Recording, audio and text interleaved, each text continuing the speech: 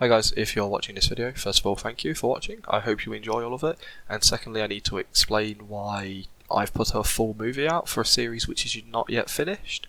This series will be getting a super coverage very quickly, probably only 2-3 parts at most, but the reason I'm uploading the video for this first season, I suppose would be the best way to describe it, is because I intend to cut down how many what ifs I'm doing at one time. I want to ideally cut down to 4. This is a good number to have. It means 1 week I can do one what if, 1 week I can do the next, so on and so forth, and then the cycle will repeat itself the following month. Meaning I should finish what ifs at a much more frequent rate, and also means that I can just concentrate on the ones that not only are performing the best, but ones I am enjoying writing for. Some series I will be finishing are just going to get brief endings, maybe done in 1 part or 2. There is an exception to this rule, and it's something that I should have finished years ago, and I fully intend to finish within the next 2-3 months, otherwise I've taken the piss a little bit. This all being said, I intend to do a video around New Year's Day where I just go over the changes I'll be making to the channel, things like the upload schedule changes and some other little bits that I want to bring up, since there's things I've been thinking about doing for a while but just have never got round to it. After all, I just didn't have the time last year. This year I've been adjusting to my first year out of school, which has been a really weird adjustment and been very strange, but I want to put more hours into the channel. So yeah, I'm rambling on a little bit. I hope everyone enjoys this video, and keep an eye out for that video around New Year's Eve. Have a lovely day or a great night, and I'll hopefully see you next time. Hi guys, welcome back, and today I'm covering what if Goten was born first. Now before we get into this too much, I want to cover a few things. First of all, I know I've done 2 new what ifs within the last few weeks, and this is going to be my last new introduction, but it's just because some of my other what ifs are slowly approaching their end. So if I introduce one now, I can sort of mix up my order a bit more, and that's just sort of the general idea of it. And it's also in preparation for when some of my others end. Most of them are quite close to finishing, so I just thought I'd start some new ones now. And the other thing is, I wanted to say that I know this has been done before by Dex Comic, and I watched it months back. I really enjoyed it from what I remember, but I haven't actually finished it yet, so that'll be something I've done probably by the time this video goes up. And after thinking about that what if a few days ago, I remember I wanted to go back through and do my own version of it.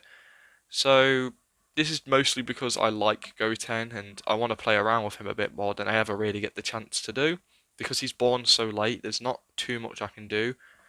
And another reason is I just think I could maybe add my own interesting twists in there.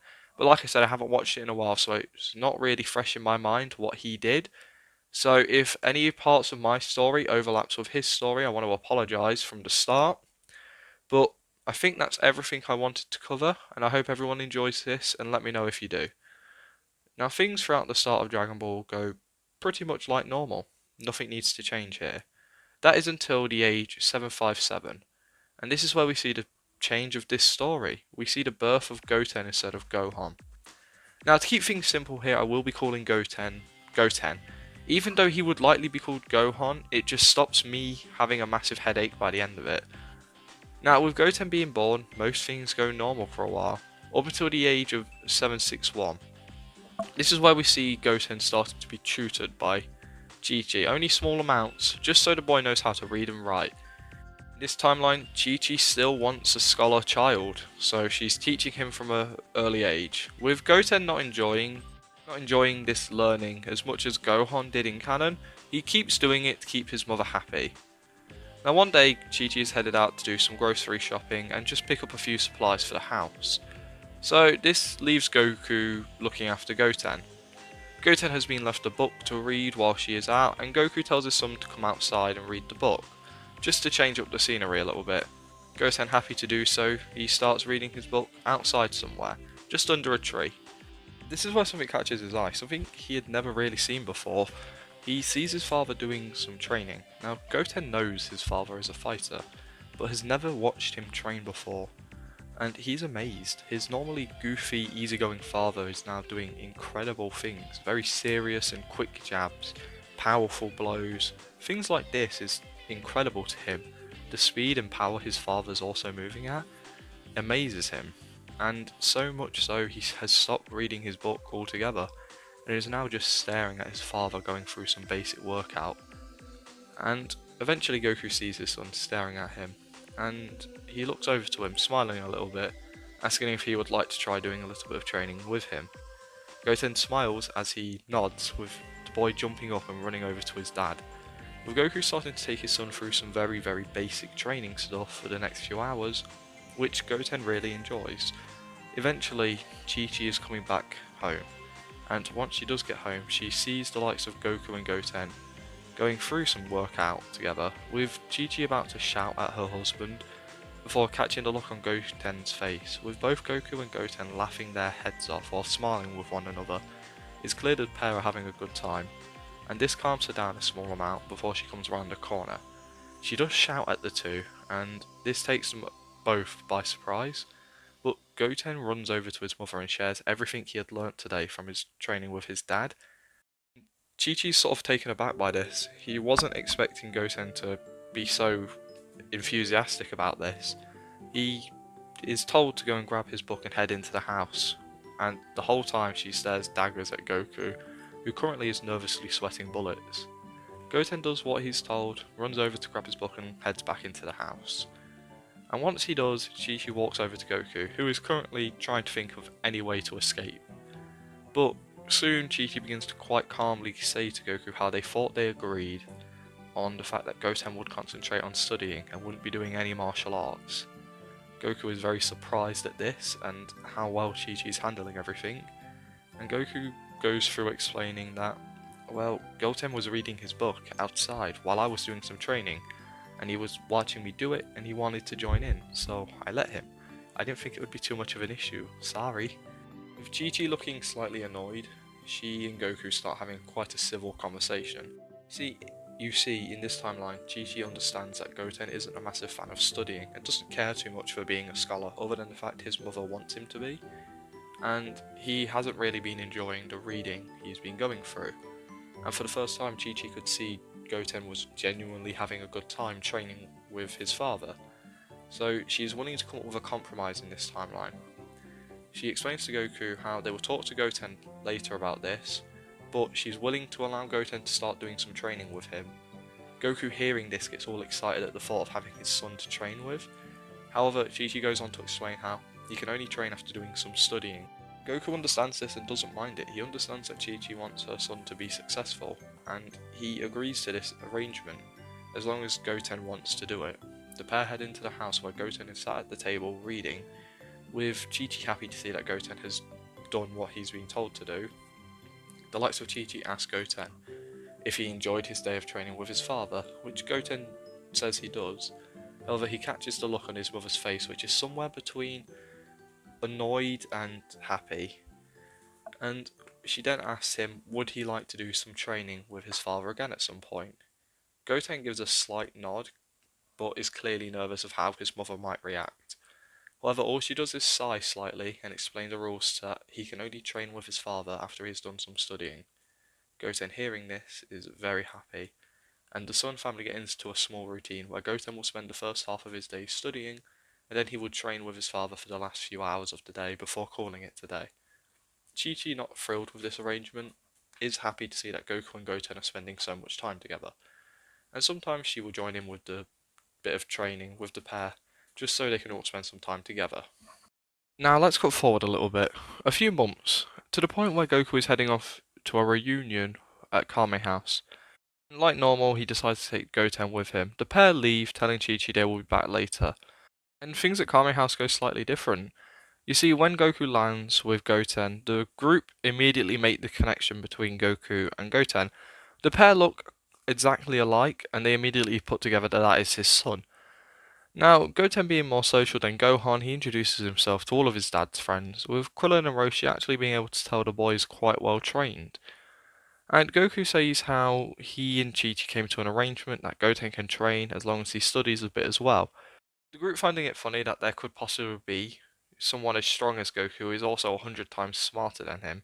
They all have a bit of a laugh about it, and things go pretty normal here. The likes of Raditz shows up, he stops off by Piccolo's power, mixing it up for his brothers, and soon finds Goku's. Goku's power here is slightly higher, but we'll cover that in a bit. Now, Much like normal, Raditz arrives at Kame House and things go pretty normal here. However, when Goku gets hit by Raditz, he takes the attack a lot better, thanks to being a small amount stronger. It's not like he completely nullified the damage, but it just didn't hurt as much as it did in canon. Obviously, next, things go pretty normal, with the likes of Raditz soon figuring out that Goten is Goku's son and his nephew, and he goes over to grab the young hybrid. However, Goten puts up a fight here.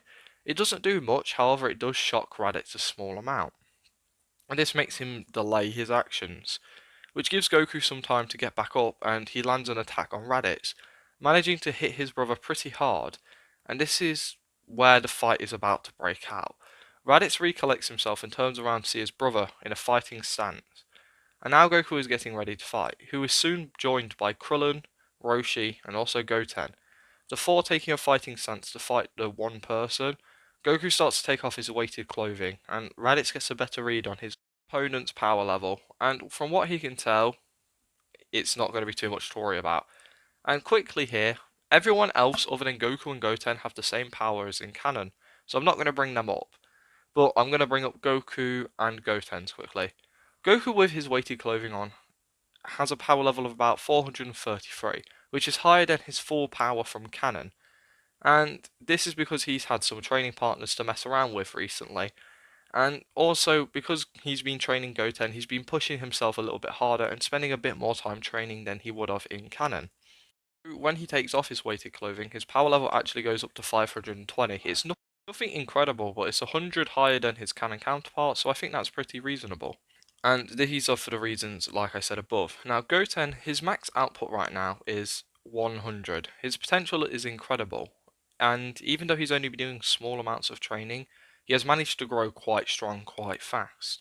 And this has been helping Goku motivate himself to grow stronger, and also shown Goku Goten's potential as a fighter.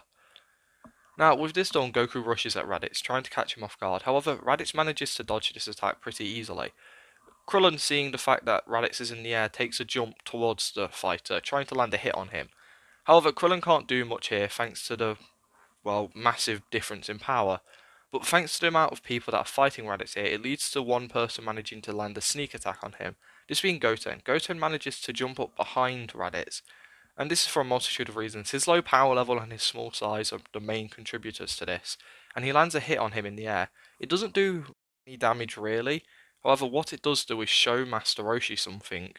It shows him that Raditz is going to let his guard down a lot more than he should, and the old man is thinking of a plan. With Goku and Krillin currently trying to fight off Raditz, Roshi is starting to rotate round the fight, pretty undetected. With Goten jumping in to help his father and Krillin fight off Raditz, it doesn't take long for Raditz to forget about the fact there's four fighters here, as he's having to fight off quite hard. Now, Master Roshi is pretty much behind Raditz now, and he fires off the Thundershock surprise attack. This electrocutes Raditz and pins him down. Master Roshi shouts out for one of his students to grab his tail, with Goku quickly doing so, and Roshi releases the Thundershock surprise technique. With Raditz unable to move thanks to Goku having his tail, like in canon, Goku is tricked to releasing his tail of his brother, and this leads to Goku getting beaten by Raditz pretty hard. With the likes of Krillin and Roshi trying to help, they aren't able to do much right now. However, the likes of Goten, seeing his father being beaten so badly, he gets angry and quickly rushes at Raditz. I'm giving him a small boost here, let's put him up to 400 quickly. And thanks to this boost, he's actually able to land a good hit on Raditz to get him off his dad. Goku thanks his son and everyone gets ready to fight once again. However, now Goku is out of the fight, he can sense the power of Piccolo rising dramatically. It's not too far out, just off the shore, not too far out into the sea. Goku gets ready to fight and knows Piccolo needs an opening. So the four continue to fight, with Raditz's scouter not being able to pick up Piccolo. To the fact there is four people around him who are pretty strong, so it's making it pretty hard. However, Raditz is keeping an eye on the likes of Master Roshi here. He knows he's got some weird techniques, and knows that he doesn't want to give him another opening for the Thundershock surprise. Now this fight isn't easy, but the group hold him off for 2 minutes longer, which is when the shout of "move" is heard, with Goku grabbing his friends and dodging to the left. he manages to move out of the way just fast enough before a spiral beam hits Raditz in the gut, and this leads to the Saiyan to start to die. With Goku trying to comfort his brother a small amount, Raditz doesn't care, and like normal, Vegeta and Nappa hear what's happening. And hearing how Raditz was killed, the pair are interested to see who killed him and are on their way to Earth. Everything here goes pretty normal, and around this time, Piccolo lands on the island. With Krillin and Roshi getting defensive, Goku explains how he is the one who killed Raditz. With the two calming down a bit, Goku fills Piccolo in on what's happening and how more Saiyans are coming, so they need to train. With Piccolo hearing that, he is about to head off to train on his own, but Goku explains how it might be best if they train together, as that would be the best way for them to grow stronger. Piccolo thinks it over, and he agrees. With Goku saying that Krillin and the others should head to army like he did when he was a kid, they all agree. With Goten sort of looking somewhat excited, he asks who he's training with. Goku looks at Roshi and asks if his old master could train him, just for a month, to help him learn a bit more about martial arts. Both Goten and Roshi are shocked, but Goku goes on to explain how he wouldn't be as strong as he is today if it wasn't for him. So if he could train Goten up just a small bit and Goten becomes stronger, that would be helpful. Plus it gives Piccolo and him time to get stronger through much more intense training for introducing Goten to whatever training they're doing. Roshi does agree, and the only reason Goku thinks this will be allowed is because Chi-Chi was telling him how she was going to allow Goten to train with Master Roshi when his birthday came around. So he's just hoping that Chi-Chi won't kick off too much. Goku now thinks about it and he realises he's going to have to explain everything to Chi-Chi, and that worries him. But he hopes everything will be alright. And this is where I'm going to end this part. The setup for the Saiyan Saga is done. I've introduced the story, and I hope everyone enjoyed it. Not got too much to say here, but leave a like if you enjoyed, and have a good day or a night. Hopefully see you next time. Join our heroes as we see Goku talking to Chi-Chi. No, no, no. Our son will not fight no aliens, Goku. With Goku saying how Goten has such incredible potential as a fighter, he could be the reason they win the fight against Saiyans. With Chi-Chi responding, I can live with Goten wanting to train, be like you, Goku. But this is a dangerous place to pull our child in. I don't want him near that battlefield. With Goku hearing this, he does kind of understand he doesn't want Goten in harm's way either. However, Goten is so strong and he would help out a lot. And Goten also wants to be there to help out his father and the likes of Krillin, who he has recently met and quite likes. However, the ever silent Goku spends a moment thinking, with him eventually speaking up. How about if Goten just trained, so if something bad was to happen during the battle to me, or the others, he could at least defend himself and you? With Chi-Chi taking a moment to think, she spends a while thinking about it before agreeing. This would be a good way to make sure Goten is safe, and it would also mean that if something was to happen, at least he could defend himself. She does say, however, that Goten will have to study a bit as well, alongside the training he will be doing with the old man. This is fine with Goku and Goten, as this is the arrangement they've had before. With Goku then explaining to Chi-Chi that Goten will be with Roshi for a short while before heading off to train with himself and Piccolo. Chi-Chi sighs a bit and starts helping Goten pack a load of clothes and some books before sending him off to Roshi's, telling the boy that she will visit him whenever she can. With Goku using Nimbus to drop Goten off with Roshi, he tells his son to do everything Roshi tells him to, and he will soon come back to let him join in with the more intense training with himself and Piccolo. And Goten being okay with this, Goku heads off, and Goku begins his training with Piccolo. However, this isn't the training I want to cover. I'm going to cover what happens at Kame House. We see the likes of Goten begin his training with Master Roshi, who already isn't too sure of how he can teach Goten anything. Goku has already taught the boy a lot of the basics from the Turtle School, and even Kami and Korin, so he's not too sure of what he can do to help the boy. However, he does have some ideas in mind, and Roshi, as soon as the boy arrives on his island, gives him a massive turtle shell. He explains how this is what his father used for training years ago, however his was a bit lighter, telling Goten that his is in fact probably a few hundred times heavier than what Goku's was. Now, with this started, Goten goes through a lot of the similar things that Goku went through in canon. Goten would be made to go through milk runs every day. He would help crop fields, and he would get a task to move a boulder, with the boy being able to do this pretty much on his first day. Roshi severely underestimated how strong this kid was, and is now having to try and make up for it in any way he can. With Goten finding this training slightly difficult for the first week, however, he soon begins to breeze through it with ease, and during his second week, he knocks this task out completely. With Goten getting this done, he doesn't feel to be any stronger. However, the moment he takes the shell off for the first time in a while, I'm actually quite amazed at how much stronger he had gotten. With him having not really felt it, he's now really amazed by this, understanding that this weighted shell has really helped him grow. With Roshi seeing the boy, understanding the idea of a shell and the training he's been going through, she chucks the child another heavier shell. It's quite heavy for even Roshi to hold, however, thanks to the fact he's quite strong, it's not too bad. And Roshi explains from now on he'll be learning in a much different way from his father. He has to push Goten in different ways than he did his dad, so now he will teach him the way of the turtle. With Goten getting through a very different workout routine now, he will be put through sparring matches while wearing his heavier shell. He'll have to do basic workouts. He would have to run laps of the island. He would have to swim. Roshi is pushing Goten as physically hard as possible to try and break through the limits of this boy. And every time Goten grows a bit stronger, he gets heavier weighted turtle shells. With this routine going on for 3 months, Goten manages to grow a lot stronger because of this. She also gets stronger thanks to doing some sparring matches with the boy, and this has led to him just increasing his power a small little bit. However, the likes of Goten has seen a good bit of change here, with his power level now jumping up to 300, thanks to the heavy weighted shell, sparring matches, and the workout routine he's been put through. The boy also learnt some techniques from the turtle school. He didn't learn how to fly, that is a crane technique at the moment, and he might be taught it later on. But he did learn the Kamehameha, and he also picked up the Thundershock Surprise.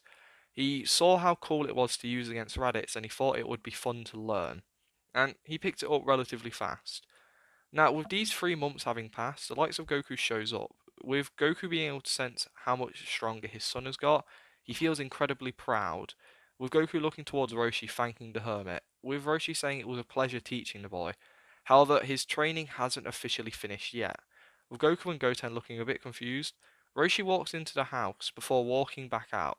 He's got a small box and hands over it to Goten. Goten unwraps it, and inside is a turtle school uniform. Goten is super excited to see it, a uniform just like his father's, and now making him an official member of the turtle school. With Roshi telling the boy that he is now the newest member of this school, carry on the legacy of it. With Goten throwing it on very excitedly, he thanks Roshi a lot, and the likes of Goku and Goten head off towards Piccolo. With Goku asking Goten how his training was, Goten shares everything he went through. With Goku happy to hear that his son is having fun while training, the pair soon arrive at the training grounds he and Piccolo had been using for the last 3 months. Once arriving, Goten can sort of see where fights had broken out, where they had obviously been sparring. He also sees a cave which seems to have a campfire set up and some food in there as well, presuming that is where his father had been sleeping, and also assuming that Piccolo has to sleep and stay in there as well. And then he catches a glimpse of Piccolo. This is the first good look Goten had ever gotten of Piccolo, and he's not afraid of the guy. He just seems like a green person to him. Goten giving the demon a wave, Piccolo sort of scoffs and sort of stands around waiting for the training to begin. With Piccolo seeming slightly different from how Goku had described him, it seems that the time with his father has changed Piccolo a little bit. Now, after getting Goten adjusted to everything here, Goku explains to him that his training is now about to get a lot more intense. So if it ever gets too much, just tell us and we'll try and slow down a bit. However, thanks to the 3 months of training with Roshi, Goten was actually relatively ready for this. And as the next 9 months pass, the three grow a lot stronger. The likes of Goten is taught how to sense ki, how to suppress ki, how to fly. He also picks up some other little bits like the solar flare and whatnot. However, the thing to cover would be the likes of Piccolo going through a very similar character arc as in canon. Thanks to the influence of both Goku and Goten, he would end up at the same stage as he was in the original timeline. However, he and Goten wouldn't be as close as Gohan and himself were. This is mostly because Goten has this really close connection with his father, and with Goku around it was hard to really bond with the boy. But eventually, the power of the Saiyans appears on Earth. With Goku and Piccolo knowing what they need to do, they fly off towards Goku's house and drop off Goten, telling the boy to stay here and be safe, before the likes of Goku and Piccolo fly off straight towards the power of the Saiyans. Now, when Goten is back at his house for the first time in over a year, he goes into his own room where Chi-Chi has laid out some clothes for him. He changes, but he's always sensing the power of the Saiyans. The power of Vegeta is massive, and it's almost terrifying to him. And he wants to leave to go help his dad and Piccolo. However, he understands that he needs to stay here to defend his mother. And eventually, some people start coming over to his house. People that Goten does sort of know. One of them being Roshi, another being Bulma, and then the likes of Poir and Oolong come over. Ichi explained that they all came here so they can keep an eye on the fight and see how everything goes. She also understands that Goten probably would have the ability to sense ki now, and having him to fill in the blanks would help out a lot. The boy, upon hearing this, is annoyed, but when Roshi arrives, his mentor helps keep him calm. Now, over with Goku and Piccolo, the two have spent the last year training one another, and they've also come up with a few plans to try and defeat the Saiyans, one of them involving the special beam cannon and grabbing their tails. Goku and Piccolo soon joined by the likes of the Earthlings, all of them having around the same power level as in canon, but maybe there is a small bit of growth there thanks to being able to sense Goku and Piccolo's training. With all of the Z fighters having their powers slightly shown, so the Saiyans know where to come, they are soon caught off guard by the likes of the Saiyans showing up. With Nappa and Vegeta looking over the group, the likes of Vegeta tells Nappa to scan everyone's power. With all of them being pretty low, and most of them being in the hundreds, Vegeta thinks that the Cybermen should be more than enough to deal with this group. However, he does explain how he wants to deal with the low-class Kakarot. With the Cybermen being planted, Tien steps up to fight the first one, and he manages to pull out a win. With Yamcha heading in next, this fight goes a lot like normal, with the likes of Yamcha getting blown up, and Goku and Krillin pretty much raging up at this site. Krillin, like normal, destroys the Cyberman with one blow, and this leads his power jumping up massively. With Vegeta figuring out that the Earthlings can hide their power, he tells Nappa this before sending him in to deal with all of the Earthlings and the Namekian, with Piccolo learning he's a Namekian much like normal. He explains that he needs to make sure that the Kakarot is left for him. Nappa rushes into the group, with the likes of Piccolo getting ready to fight. The Earthlings also get ready to help. Nappa slowly getting closer, he eventually throws off his scouter, not wanting to destroy it as it might lead to Frieza complaining and or murdering him for destroying more tech. Now, as he gets closer, the likes of Piccolo actually manages to clash with the Saiyan.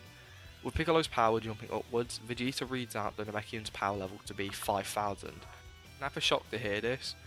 The likes of Piccolo and Nappa go toe to toe for a few minutes. Originally the Earthlings had planned on jumping in to sort of help, however now they just sort of stand by watching. With Nappa slowly starting to take this fight more seriously, the likes of the Earthlings decide to jump in, with Piccolo having lost some footing now. The moment the Earthlings jump in, the likes of the battle is swayed heavily in the Z Fighter's favour, with Goku also wanting to join in, however the likes of Vegeta has been stopping him. Goku can tell that the moment he heads in, Vegeta will also be jumping into this fight, and he doesn't believe that they can handle both Saiyans at once, even if Vegeta was to play around. So Goku is stood on the side, waiting. Now, while Goku is sort of stood helplessly on the side, the battle against Nappa is actually very easy for the Earth group to win. And they have had multiple opportunities to, however the brute of the Saiyan keeps getting up and doesn't ever really give them a chance to take him down. Eventually, Piccolo gets tired of this and manages to get Nappa to the floor. He takes his chance to win and kills the Saiyan dead there. With the Earth group having won the first bit of this fight with a bit of ease, however they are still pretty beaten up, with some of them having some bruises and taking some heavy blows from Nappa. He's no pushover even though they outnumbered him and pretty much outpowered him. With Vegeta now pretty interested for his match, he looks over to Kakarot telling the Saiyan it's time for their fight, and he will show them why he is an elite. With Vegeta letting out his aura and letting out a massive wave of energy, he tells the low class Kakarot to go all out now, and Goku does do so, and when Goku goes all out, his power level jumps up to 6500. This is thanks to the training he and Piccolo did, with Goten, and this is also thanks to having a higher starting point. The likes of Vegeta laughing at this, the two Saiyans rush towards one another, and the battle begins, with the first clash only lasting for a few seconds before Vegeta pulls ahead, with the Saiyan landing a massive hit on Goku which sent him flying miles. Vegeta rushes after the likes of Goku, who has been sent flying away, with Vegeta beating into Goku the moment he catches up, and it's not even a fair fight. Vegeta has the clear advantage. However, soon the two Saiyans are chased down by a few other people. The likes of Piccolo and the Earthlings have managed to catch up with them. Vegeta, currently off guard and not being able to sense power, is caught off guard by an attack from Tien, who manages to land an elbow straight into Vegeta's back. It doesn't do much to hurt the Saiyan, however it grabs his attention for just a few seconds. This quickly allows Goku to use a ki blast straight into Vegeta's gut, which sends the prince flying, and seeing another opportunity to attack, Piccolo shoots off a mouth beam straight towards the prince, and this to try and do some more damage or at best kill him. However, Vegeta is now aware that the other fighters will be joining in this match. He deflects this mouth blast with ease, with Vegeta rushing down towards the group and starting to fight. Vegeta has multiple experiences with fighting off multiple groups, so even though they have the number advantage, Vegeta has experience in these sort of matches. With Goku and Piccolo being the only ones who can really do any damage to Vegeta, he concentrates on them mostly. However, thanks to this, Vegeta does lose sight of the Earthlings every now and again. Smallest Earthling sees an opportunity. He takes this without questioning it. Much like in canon, Chaozu is going to blow himself up. He managed to get onto Vegeta's back and is now holding on for dear life. With him telepathically talking to Tien, and Tien relaying the message, Vegeta hears it and sort of laughs. He breaks away from the fight and the Saiyan flies into the air, pretty confidently, taunting the Earthling, telling him to blow up and waste his life. With Tien and the others shouting for Chaozu to stop, well, he does go through with the attack. Chaozu blows up, with everyone sad. However, for a second they believe that maybe there was a chance it might have killed Vegeta or harmed him. However, as the dust around him clears, they can see he's fine. The only real damage done was a slight burn to his armour. Vegeta begins to laugh at the crappy attempt the Earthling made, and also saying how at least he was smart enough to kill himself. It was a lot less painful than what he would have put him through. With Tien hearing this, the Triclops screams out in rage, flying straight up into the air, and forming a diamond shape with his hands. He screams out once again, and Vegeta, seeing this, laughs at this for a few seconds before the power leaking from Tien actually causes Vegeta to panic just a small bit. He tries to rush towards the three-eyed man, however Tien is all too ready, and the moment Vegeta gets close, Tien screams out, "Kiko-ho!" and begins to pummel Vegeta straight into the ground, not allowing Vegeta to move at all. Shoots off 4 big Kiko-hos straight into Vegeta. This does some decent damage and is actually pummeling Vegeta into the ground. However, these 4 blasts are enough to make Tien's body collapse. He's only able to pull off 4 because he's taken quite a good bit of damage from the battle with Vegeta and Nappa, and he's also used a good amount of energy as well. With Tien falling to the ground not too far from the hole he had put Vegeta in, everyone rushes over to Tien, who is alive but hardly hanging in there. They tell him how stupid he was, and Tien says how he would have been fine, as they could have brought him back with the Dragon Balls. With Tien then asking if he killed Vegeta, however the likes of Piccolo shouts out for everyone to be ready, with a massive power flaring up from inside the hole. Vegeta rushes out of it, and he screams at the top of his lungs, "What do they mean by wish?" With Vegeta having heard the conversation, everyone panics a bit, with none of them sharing the info. However, Vegeta has heard enough to understand that there is some sort of wish-granting thing on this planet. He just needs to find out what it is, so after he's killed these, he'll get the information out of someone else. However, right now Vegeta is actually pretty heavily injured thanks to the likes of Tien. But it's not enough of an advantage for the likes of Goku, Piccolo and Krillin. These guys are all pretty injured themselves, and this leads to the fight being quite close still. And thanks to the fact that the Z fighters are all injured and trying to protect Tien, they are actually losing. Over at Goku's house, the likes of Goten had been following the fight closely, while the others watch it on the news, with Goten helping fill in some blanks and also explaining whenever someone had died. And the boy, after sensing that his father's friends are dying quite fast, doesn't want to sit around anymore. Believing his power could turn the tide of this fight, he walks into his room and throws on his turtle skull gi, and he starts heading towards the front door before being stopped by his mother, who tells him that he is not to leave this house as it will be too dangerous and he could die. Goten responds by saying if he doesn't help, Dad or more could die, and he needs to try do something. He wants to help, this could be the end of the world, he might be able to turn the fight in their favour. With Chi-Chi going to argue back, Roshi steps out in front of his student telling the boy, "This isn't no game, son. This is a dangerous fight. You could die. I need you to understand that." Goten shakes his head saying he does, with Chi-Chi expecting Roshi to try and stop the boy. However, the old turtle hermit looks at Goten, telling the boy to sense for an energy in that direction, pointing in the direction of Korin's tower. Goten spends a while sensing and eventually finds Kami and Korin. He nods his head and Roshi tells him to start flying towards there. Fly as fast as you possibly can. And at the top of a tower there's a cat. Talk to him, tell him you are Goku's son and have been sent by Muten Roshi. Tell him you need something called sensu beans. With him then telling Goten that once he has gotten the beans, you need to head straight to your dad and give them to him, before coming back here. Goten wanted to argue, so he can stick around and help fight, how maybe he can do something. Roshi gives the boy a very serious look, telling Goten that he is only dropping off the sensu beans. Goten agrees, and he says he will just drop off the beans, before rocketing off, almost knocking Roshi to the ground with his power.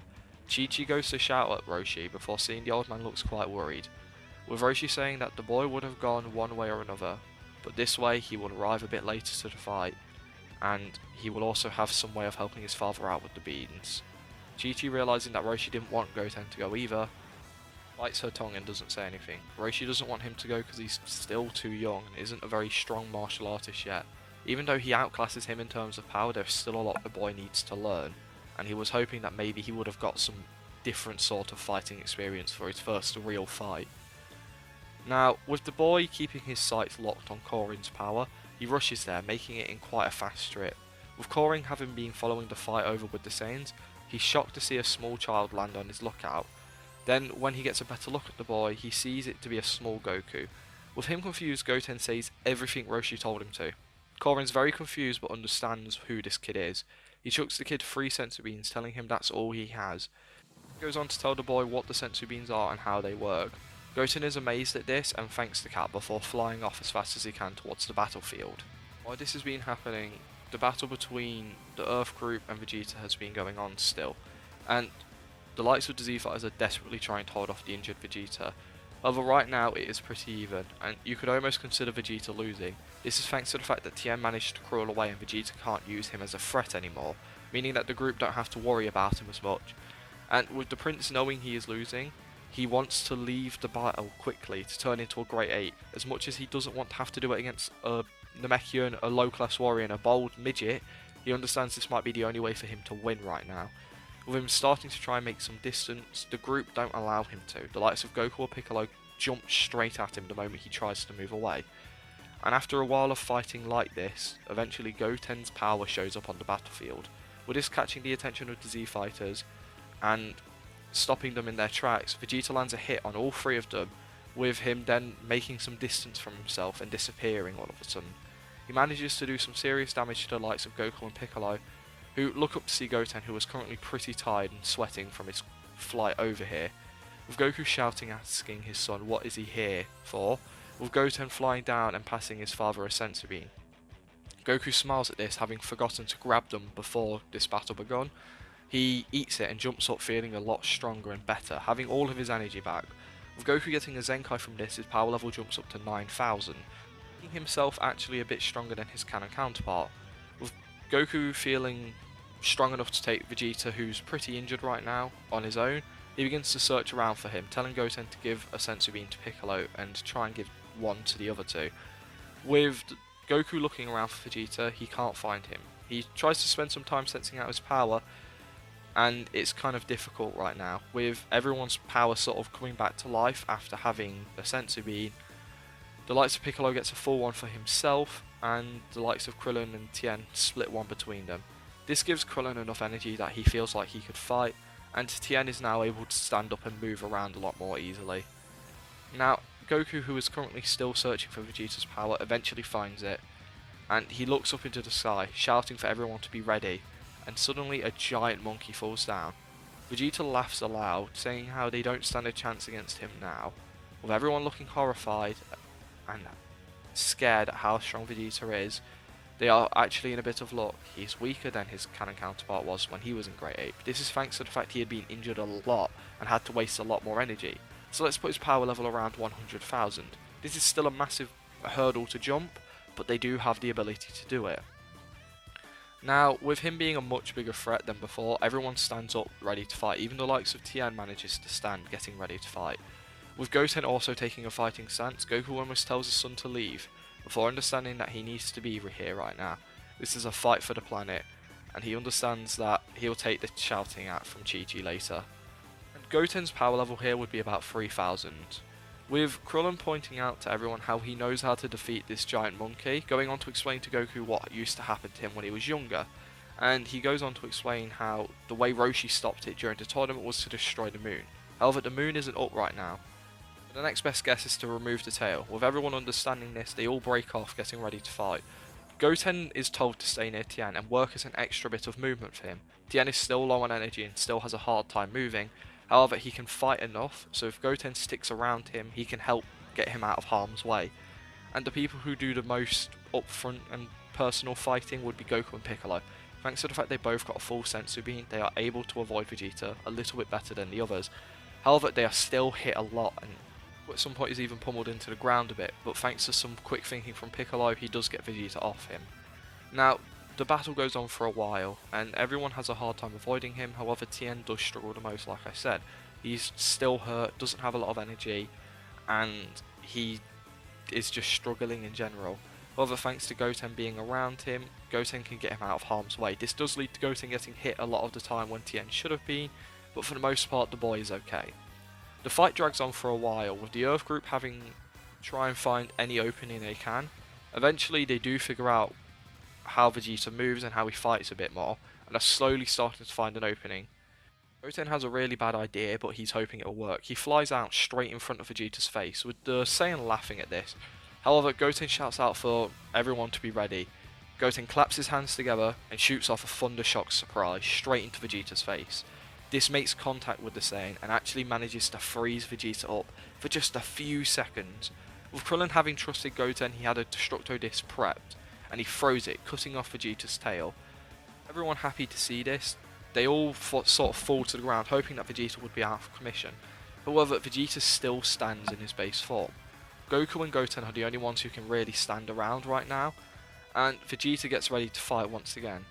With the father-son duo also getting ready to fight, the Saiyans clash with one another. However, at this point Vegeta is at a massive disadvantage. He's heavily drained of energy, he's injured, and thanks to the fact that Goten has only really taken the odd hit or two, he's pretty good. He's only really drained of ki.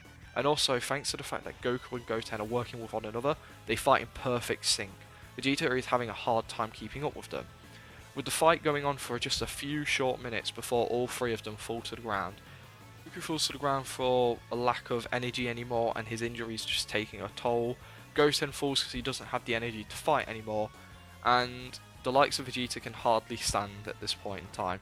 He's in a pretty bad situation, probably about as bad as he was in canon, and at this point he accepts defeat. He calls his pod, and in a very similar way he leaves the planet, vouching that he will come back and destroy them. Kill every creature on this miserable rock before leaving the planet. With everyone on the ground hardly able to move, Piccolo is spending any amount of stamina he has left trying to regain some power, but it's still a very slow process. Eventually the people at the Sun family house fly over to help everyone. Chi-Chi sees her son and husband really injured and runs over to them to go check on them.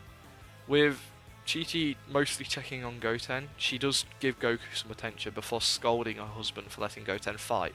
But Goku goes on to explain how Goten is the saviour of the day. He's the only reason that he thinks they would have managed to win there. Goten smiles like crazy at hearing this, and Chi-Chi starts chewing Goku out. However, everyone is pretty happy that most of them managed to live this fight. And as everyone is loaded into the ship and being taken to Wukong Hospital, the victory is a bit bittersweet. We did lose two friends today, the likes of Yamcha and Chaozu, with Chaozu not being able to be brought back with a dragon. However, the group might have to find a way around this, but that's a journey for the next part as a plan. So let's get back to our story. We join our heroes in Wukong Hospital, with everyone being in pretty bad shape, apart from Piccolo. He's in pretty decent shape thanks to the fact he can regenerate most damage taken over a short time pretty fast. And the ones in the worst condition are Tien and Goku. However, their condition compared to Goku's canon condition is much better.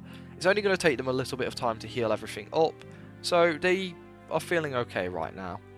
Alongside this, Goten and Krillin are pretty hurt as well, but they should be in good condition soon as well. The group are currently coming up with a plan to bring the likes of Chaozu back, trying to think of a way to word around the Dragon Ball, but luckily Krillin comes up with a better plan. Krillin brings up the idea that if Piccolo and Kami are these Namekian things, there is a chance there are more Namekians out in the world.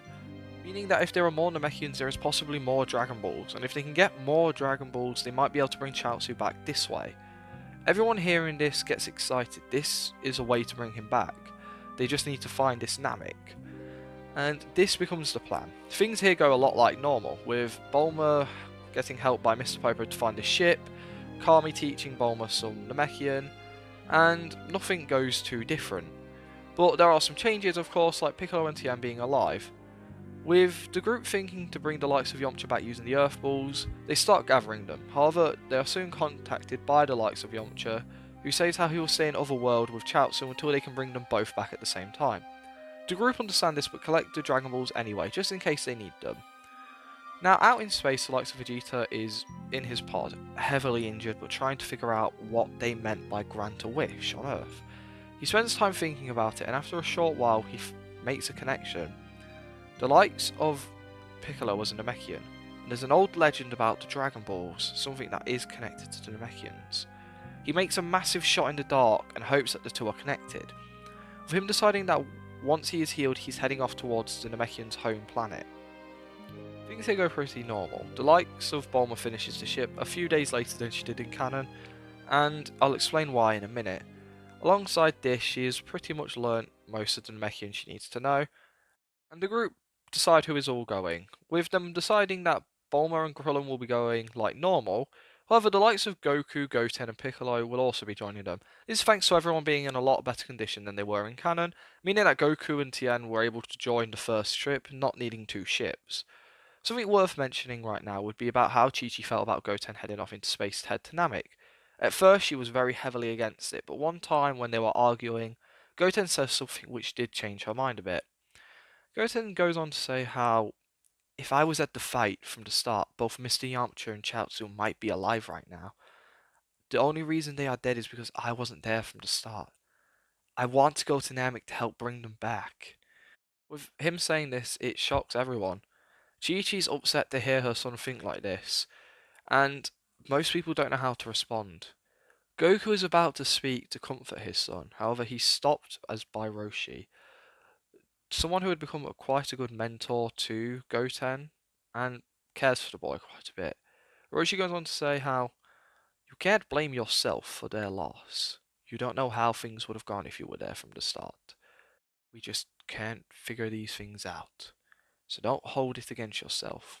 Just get on with living and help bring them back. Goten hearing this, he goes silent, realizing that Roshi is allowing him to go, and it lifts his spirit a little bit, but he's thankful that his master said this.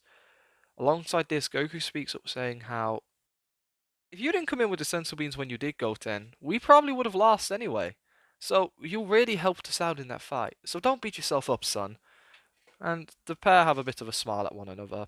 Goten is much more comforted, and this has helped convince Chi-Chi to let Goten go. However, he does have to study on the trip. A little bit of time passes and everyone gets better and is freed from the hospital. The group get ready to head off into space, with Goku having asked Bulma to add some extra rooms so they can do some training on the way to Namek. It took her a bit of time and meddling to do, but after getting the idea down, she managed to do it. That's why it took her a tiny bit longer to, finish the ship up. Now, with the group heading off into space for their month journey, they start training, with everyone just spending their time training. With Goten getting mentored by Bulma every now and again, well, he mostly spends his time with his father, just having a good bit of sparring and good time overall. They can't go too intense with the training, but at least it means they can have a bit of fun on the way. Goku is happy to be training with his son and Krillin again, but he's enjoying his training with Piccolo as well. The group actually grow quite a bit stronger from this and eventually land on Namek. They all land on Namek with pretty increased power levels. Goku comes out with a power level of 21,000. This is mostly thanks to a Zenkai he got, but it's still a massive upgrade for him. Goten comes out with a power level of 15,000. Once again, a Zenkai and his great potential has really helped. Piccolo comes out with 13,000, and this is thanks to the fact he was training with a much stronger Goku and Goten. And the humans come out pushing the 5,000s. Not quite there, but they had managed to almost double their power in this one training trip with Goku. And this, again, is because they are training with someone a lot stronger than them.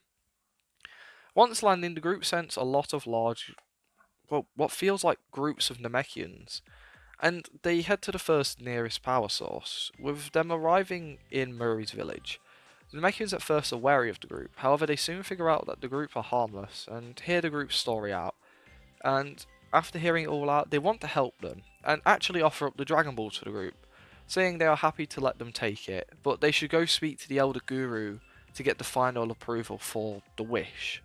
The group agreeing to do so, they get pointed in the correct direction and soon sense the energy of Nail. They fly off towards that way and are actually really impressed at the strength of this supposed Namekian. It gets Piccolo a little bit excited, and of course Goku and Goten are really excited to see him. And after a short bit of flight, they soon arrive at Guru's place. With them seeing the building, they are impressed at its size and where it's located, but they're also impressed to see the likes of Nail. The group land and talk to Nail, explaining everything, and Guru, being able to hear everything, shouts for Nail to let them all in. The group head in, whereas the likes of Piccolo stays outside and talks to Nail. The two get to know one another a little bit and actually kind of like one another after this short exchange. Nail is a bit wary of Piccolo after all. This seems to be some idea that he was maybe once evil, but now it seems he's different. Now inside the building, Guru talks to the group, learning about them, and soon decides to search through their thoughts, deciding to go through the thoughts of both Goten and Goku. And once he goes through them and finds out that all of their intentions are pure, he agrees to let them make a wish on the Dragon Balls, explaining how the group will need to make the wish in the Namekian language. Guru tells them to come back here and allow Nail to make the wish for them. Bulma, although she does know some Namekian, she can't speak it well enough to make this wish, so she agrees to do this. The group rush off to collect the balls, and after collecting 2 Dragon Balls, they sense something weird. A power that seems really familiar to the group. And soon, a rocket comes racing into the atmosphere, at a speed they weren't expecting to see. After a little bit more sensing, the group realise that this is the power of Vegeta. Everyone panics a bit, but Goku spends a bit of time thinking. He thinks he could take Vegeta. There's not that much between them anymore. His training on the way over here and his Zenkai had really pushed him close.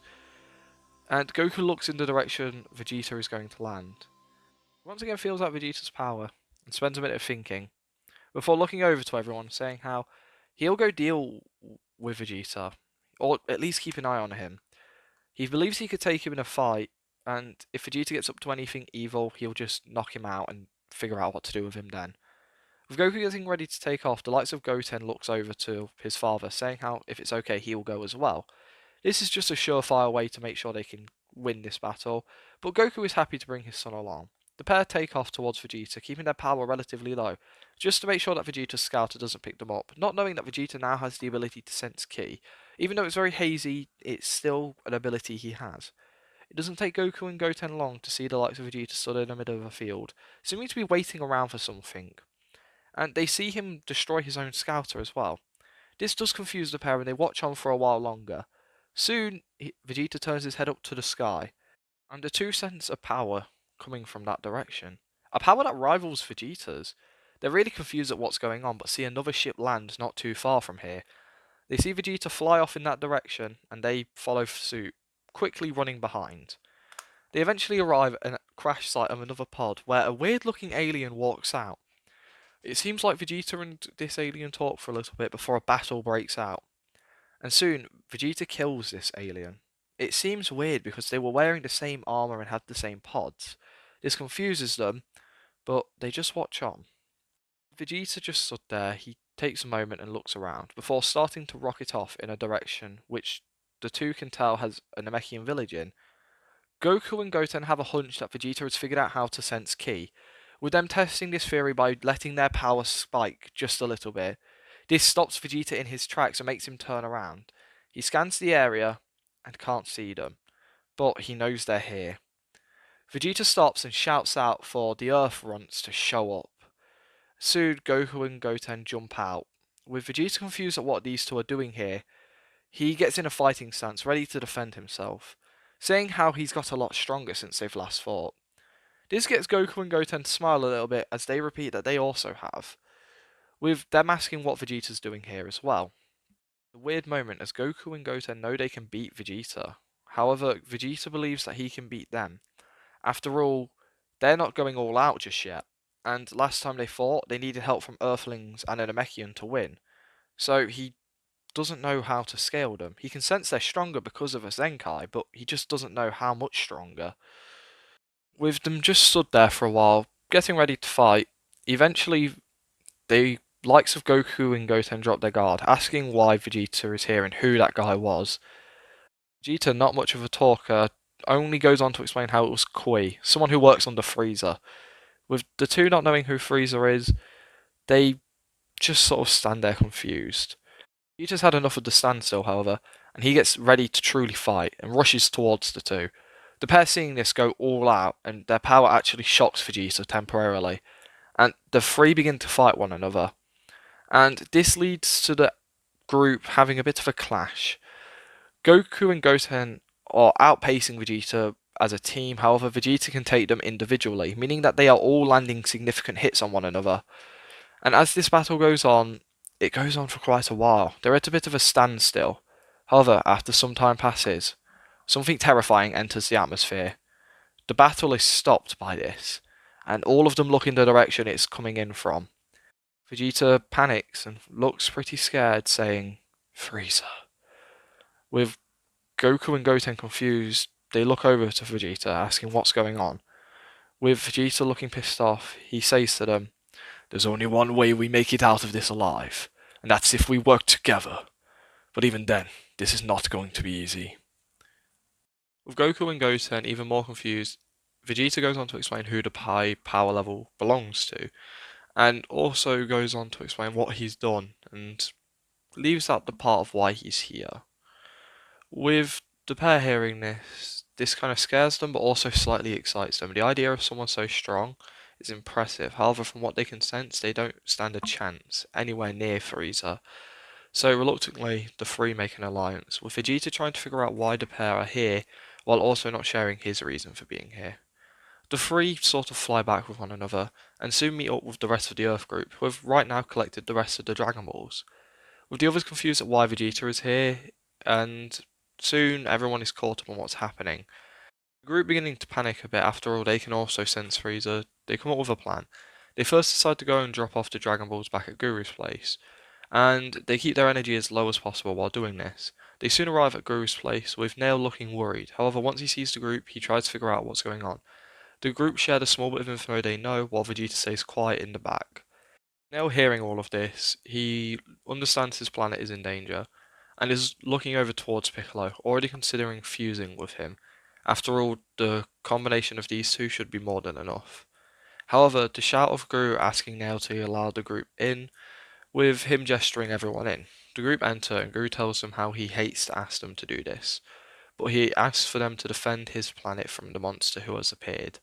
Guru heard everything they shared with Nail, and understands that his planet is in great danger. The Earth group looks at Guru, explaining how they already planned on doing so, and the likes of Vegeta doesn't say anything, but thinks how he just wants to find a way to survive and get his wish. The likes of Guru reaches out his hand, touching the top of Goten's head and releasing the power hidden within the boy. With Goten's power spiking up massively, everyone is shocked. Guru explains how he can unlock their hidden power and ensures this is his best bet of saving the planet. And slowly he goes through all of the Earth group, having the ability to unlock their power, he does so. With Vegeta eventually coming round, he goes to unleash his power before hesitating. He searches through Vegeta's mind and finds a lot of terrifying things, sees all of the destruction and murder, and he refuses to unlock Vegeta's potential. Whereas there's a small portion of good in Vegeta, it is very, very far back in the deepest, darkest part of his heart. So Guru refuses. Vegeta is pissed at this and he gets ready to attack the Elder. However, he remembers that he needs the help of the group, so he doesn't want them to, turn against him. After all, they have all gotten massively stronger. The group have actually grown quite a fair bit thanks to this, and their power levels will be on screen right now. And this means that the Earthlings have actually pulled ahead of Vegeta. So now with this done, the group can sense that they are still behind Frieza, but they believe that they might have a shot if they all work together. Now they all head off towards Frieza, with Bulma saying with Guru to make sure that she stays out of harm's way and also to keep an eye on the Dragon Balls. Eventually the group make it to Frieza's ship. They all have kept their power low until they have arrived, so they have got there relatively undetected. At first arriving, they see that Frieza had landed where Vegeta landed, and there are soldiers searching the area. And soon they all begin to rush off. With the group giving each other a lock, they quickly split off, dealing with the Frieza soldiers while keeping their power as low as possible. And with them all knocked out, they bring the bodies of the unconscious fighters back to the ship, throwing them on top of it, and the FUD grabs Frieza's attention. The tyrant, seeing this, flies outside to meet the group. He sees that all of his men have been knocked out and looks confused, and he then sees the likes of Vegeta and looks very amused. He smiles and asks the prince why he decided to run earlier. With Vegeta flinching, the group looks confused, with Frieza laughing, see as the group don't know why he's here. He goes on to explain who he is, and then goes on to say, "Oh yes, the prince and I had a deadly important meeting to go through. It's about the prince's performance recently, and how both of his teammates have unfortunately perished. So I thought we could just have a meeting where maybe the prince could join them." The whole time he speaks, Frieza doesn't break eye contact with Vegeta, and he also smiles throughout the whole thing. With the group realizing that Vegeta brought the likes of Frieza to the planet, they are annoyed that Vegeta brought a threat like him to this planet, which is peaceful. With the prince saying how he knew he was going to be killed, so he came to the planet hoping he could get some wish on those Dragon Balls or whatever they were. They had them on Earth. He assumed they were somehow connected to the Namekians, and came here hoping to try and get immortality so he could beat Frieza, but he's not seen anything so far. With the group shocked at how well Vegeta figured everything out, they don't say how close or correct he was, and just keep quiet about it. Frieza, hearing this, is interested in the balls and asks the group about them. However, they have no intention on sharing anything, and Frieza can see this. So Frieza shouts out for the rest of his men in the building to head off and collect the balls, or figure out what they are at least. With a few more soldiers flying out from the ship, they begin to rocket off in different directions. However, the lights of Piccolo quickly powers up and takes them all down quickly. Frieza, having gotten a read on Piccolo's power level, is kind of interested and impressed. Frieza asks the group if they aren't willing to help him, are they okay with dying? The group feel the killing intent coming off Frieza, as they all get ready to fight with Frieza. Frieza shoots off a death beam towards the likes of Krillin. However, Krillin goes to brace himself, but luckily a Goku powered up to his max is able to deflect it. It leaves a scorch mark on his hand, but he did stop it. Frieza's impressed at the power of Goku, and Goku's power is close to being half of Frieza's. Tyrant is once again impressed and asks more about Goku, learning how he's a Saiyan. And this is really interesting to Frieza. He does kind of want to offer him a job, but it seems like he's not the cooperative type. So he decides he'll just kill them here and now. Frieza begins to climb out of his chair and shows off his power, and welcomes the group to try and fight him. Everyone goes all out against Frieza, and he's kind of impressed at their power, with Goku and Goten then making a fast rush straight towards the Tyrant. With the pair managing to actually catch Frieza off guard, they land some good blows in and actually manage to knock the wind out of Frieza. This lets the group gain some momentum, and Piccolo, following up after this, lands a massive kick straight to Frieza's face. And as Frieza begins to fly away, he stretches out his arm, grabbing the Frieza's leg and slamming him straight into the ground. Krillin and Tien, seeing an opening, fire off a big blast towards Frieza, and this causes a massive explosion. Dust begins to lift up, and the group look on, and then sense something horrifying. The power of Frieza begins to grow massively. The group panic a bit, both Goku and Piccolo firing a blast into the dust, hoping to do some damage. However, they soon feel the power of Frieza peak off at a massively high power. With everyone feeling the change, they soon see the smoke around Frieza settle, and reveal his second form. Everyone is amazed to see this and feel the power of Frieza truly. And then the group get ready to fight, however the speed of Frieza is too much. He moves very briefly and soon gets in front of Goku, landing a massive punch straight into the Saiyan skull and sending him flying into the sky. Goku grips onto his chest where he was hit and tries to catch his breath, while all the group get ready and get a properly good look at Frieza's new monstrous form. Everyone can tell this is going to be an incredibly difficult battle, and they get in the fighting position. The likes of Vegeta is panicking. He didn't expect Frieza's power to be so much. After all, he can sense Ki now. He feels so weak compared to him. Even the Earthlings are stronger than him now. With the likes of Vegeta having a bit of a breakdown, the Earth group still stand their ground. They all are ready to fight, even though they are nervous. With Frieza smiling, telling the group they should be proud. Hardly anyone has ever pushed him to this point. Goes on to explain how hardly anyone has seen this transformed form. They should feel grateful. However, none of them feel it right now. All of them feel a bit of terror.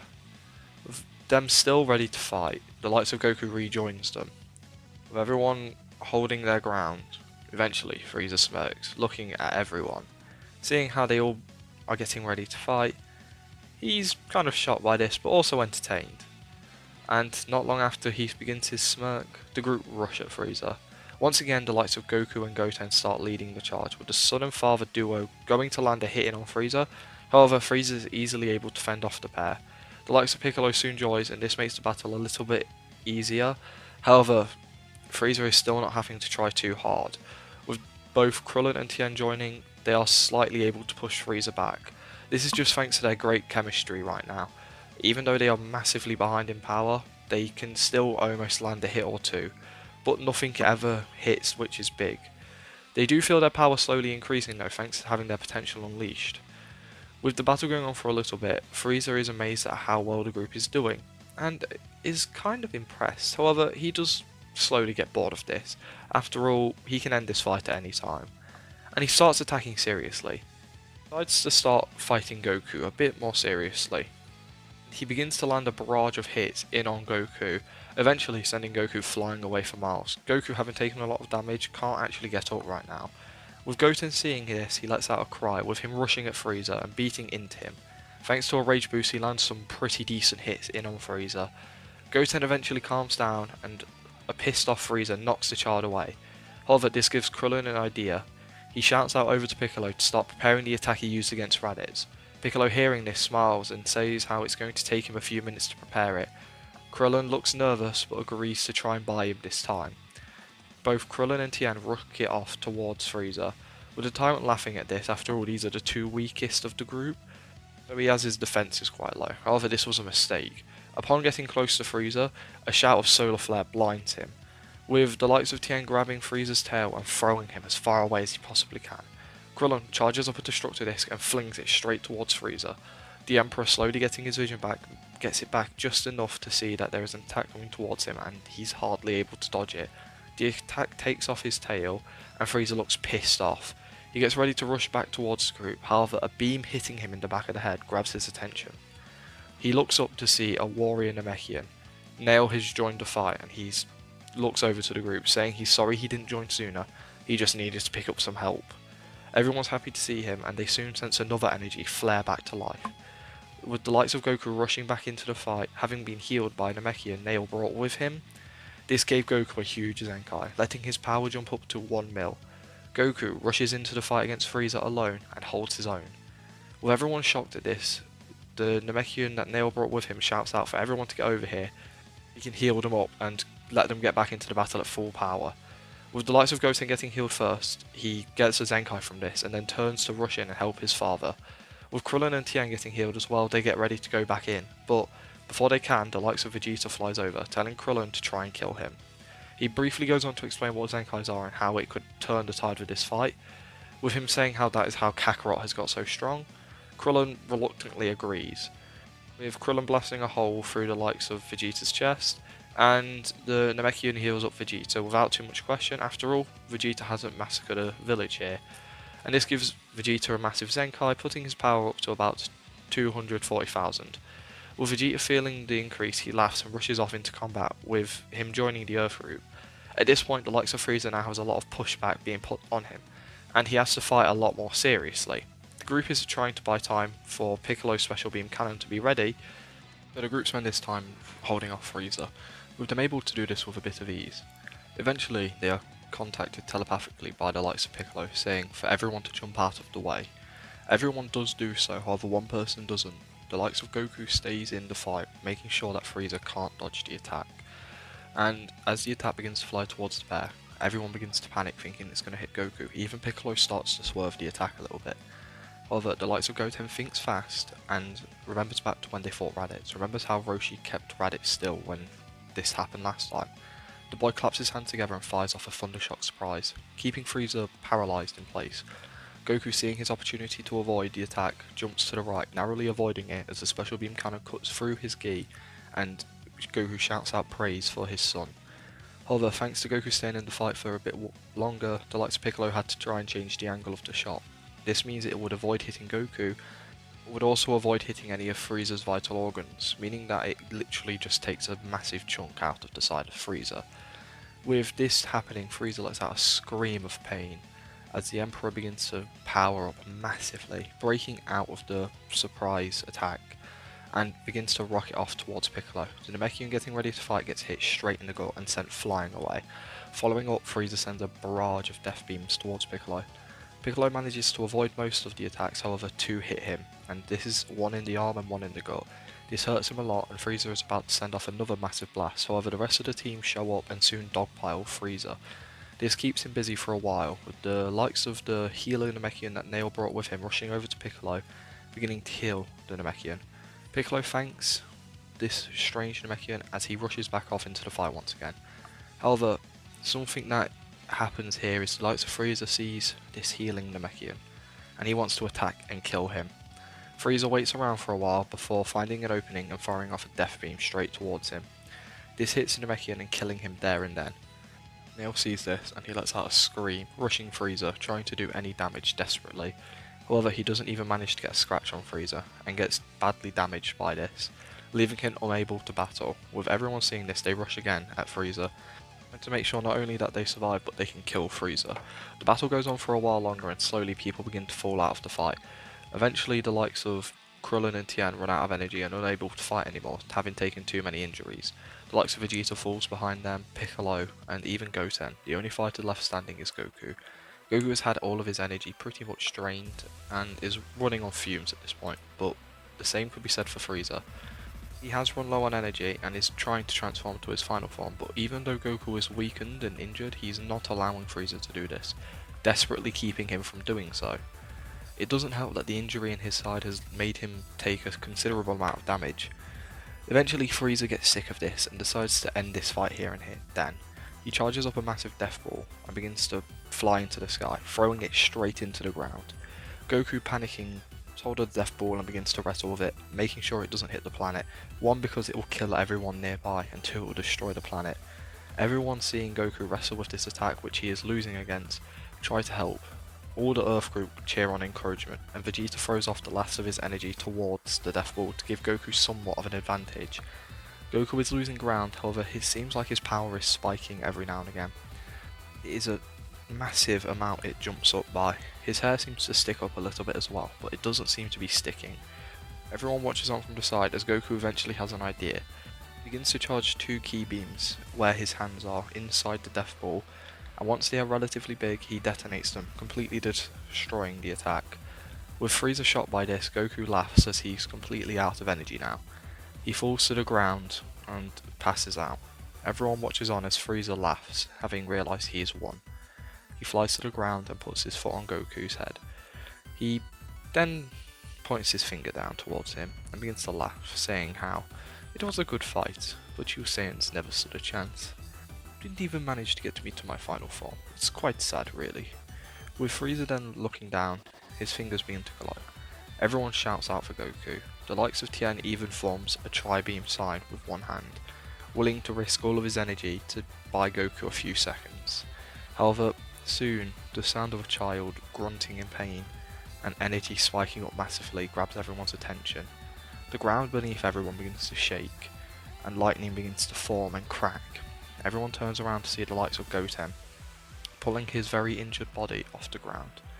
He lets out a massive scream, saying for Frieza to leave his father alone. Frieza laughs at this, looking at the child. However, he stops laughing very fast as the boy's hair begins to spike upwards, his eyes begin to whiten, and his hair turns golden.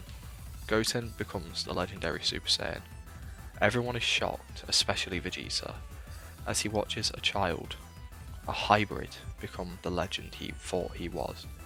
With Goten rushing over to Frieza, he lands a massive punch straight into the Emperor's face, sending him rocketing away. Goten doesn't waste any time and appears behind Frieza, elbowing him straight into the back. With Frieza then stopping all momentum, he stays motionless in the air for a few seconds, before a kick from Goten sends him flying straight into the air. Frieza lets out a wince of pain as Goten then appears above him, hammering him straight into the ground. With everyone watching this, Vegeta explains what Goten has become, as Goten continues to brutally beat into Frieza. Eventually, Goten gets bored, and charges up his final attack, killing the Emperor and passing out himself. Everyone is shocked at what just happened and confused, but all slowly get back to their feet, with Piccolo and Krillin checking on Goten and Goku. Finding out they're both alive, everyone lets a sigh of relief as they start to rest up. With the likes of Goten and Gohan slowly waking up after the battle, it was very draining on the pair, with Goku having taken a lot of damage throughout the battle, and Goten going through the legendary Super Saiyan state really drained him. With the group getting some rest, with everyone wanting to learn more about the Super Saiyan form, with Vegeta explaining all he knows about it, while being stuck in a spiral thinking how it's crazy that the Super Saiyan is a hybrid young child.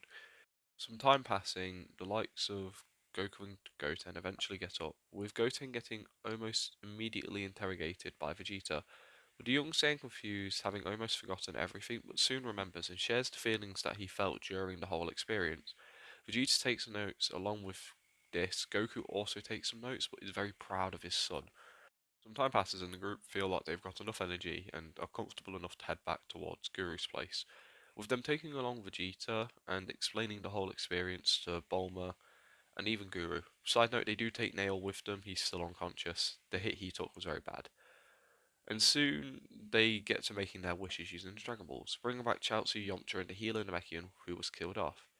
With the group getting thanked, they soon start getting ready to head back towards Earth, with Vegeta actually being taken along with them thanks to wanting to learn the Super Saiyan form and also thanks to some push from Bulma. Now, after coming back to Earth, it enters a time of peace, with the likes of Goten continuing his training with his father, and this helps him push his limits, with Goku soon learning the Super Saiyan form. Goten celebrates the birth of his younger brother Gohan, and even goes to see Bulma's newborn Trunks. With life being good, however, something happens which will affect the world massively. The likes of Goku falls to an unknown heart virus. The Dragon Balls are not able to fix this death. Goku here, the warrior who has saved the planet, is gone for good. Now, after the loss of his father, Goten desire to grow stronger, to defend Earth, grew massively, as he begins to push himself harder than ever, and he begins to try and become incredibly strong, strong enough to take the role his father has now left for him. With him spending a lot of time training with Piccolo, which leads to Namekian becoming slightly stronger. However, on May 12th, in the age 767, something attacks the Z Fighters, something that they weren't ready for.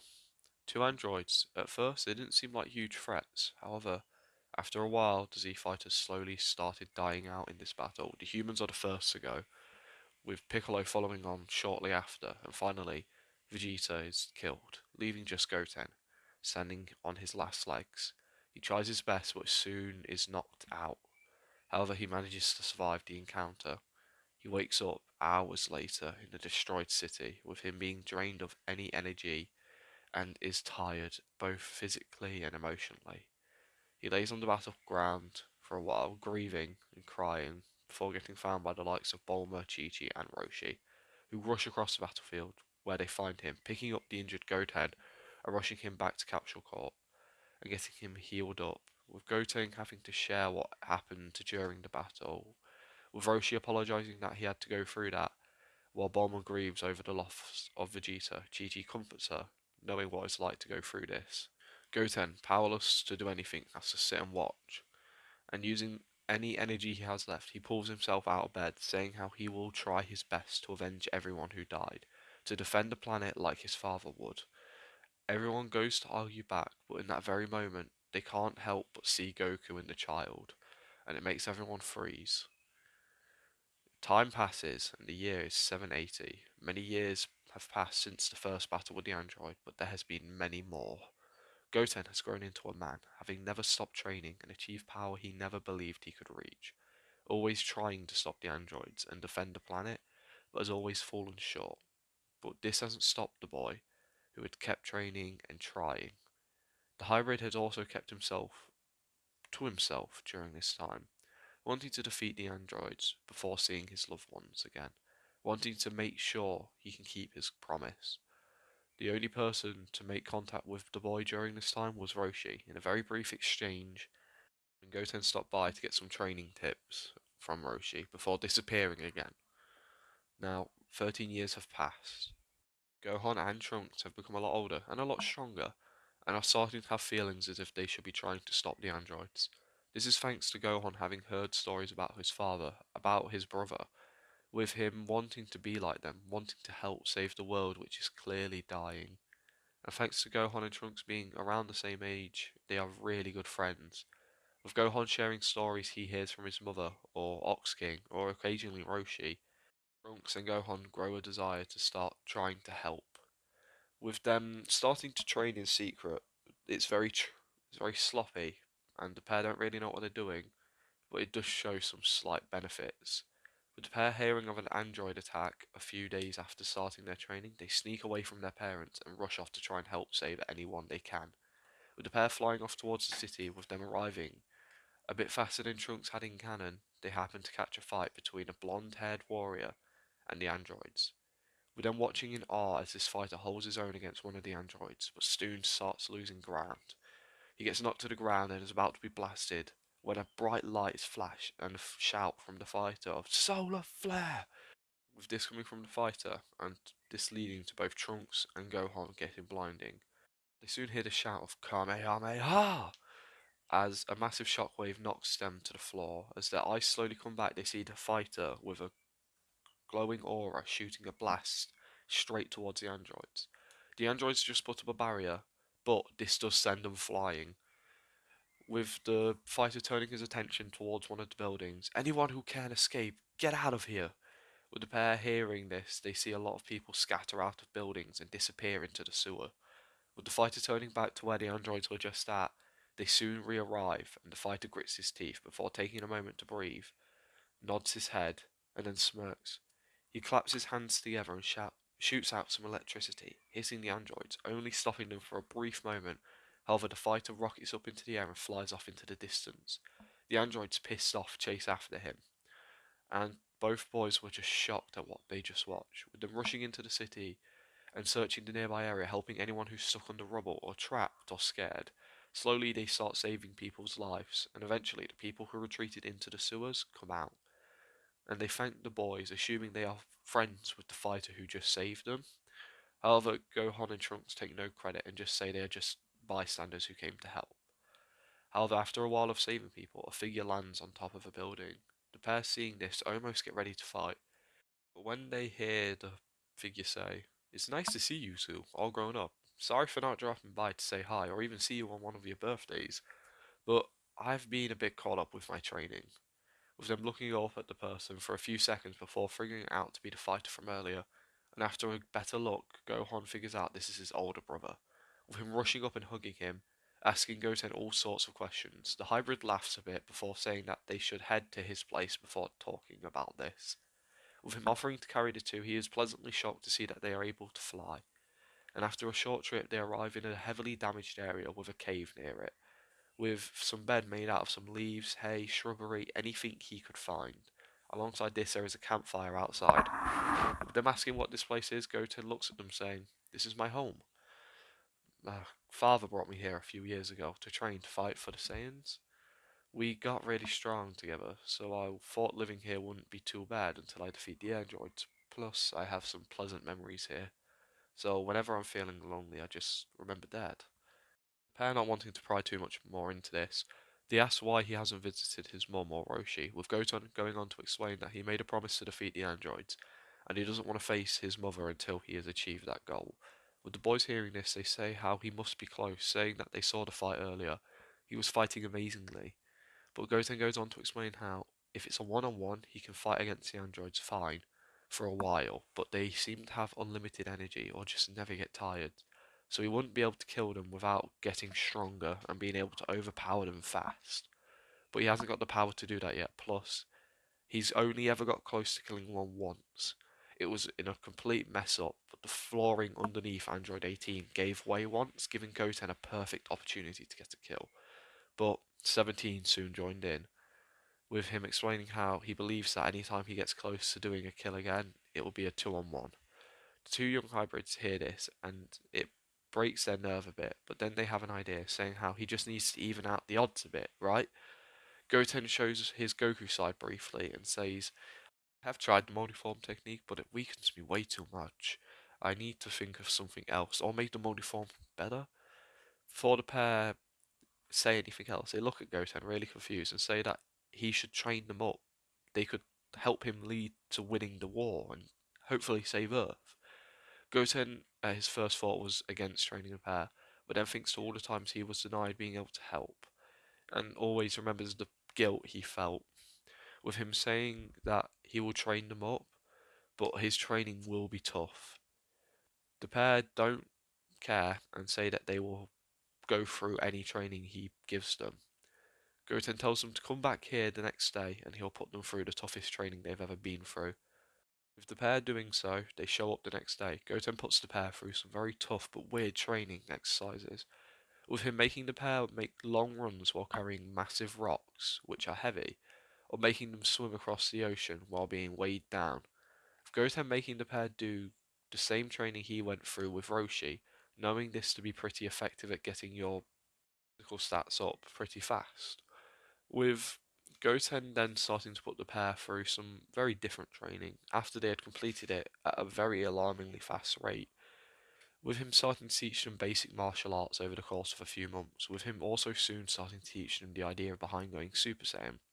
However, the pair haven't got much progress. They don't really know the feeling of loss like Goten does, so he's having to try and come up with new ways to teach them how to do it. And after a while of making no progress, Goten decides to pay a visit to someone. He decides to pay a visit to Roshi one day, alone, to see if he can get some training tips from him on how to train the boys, and also see the hermit. It had been a while, and maybe he could learn something.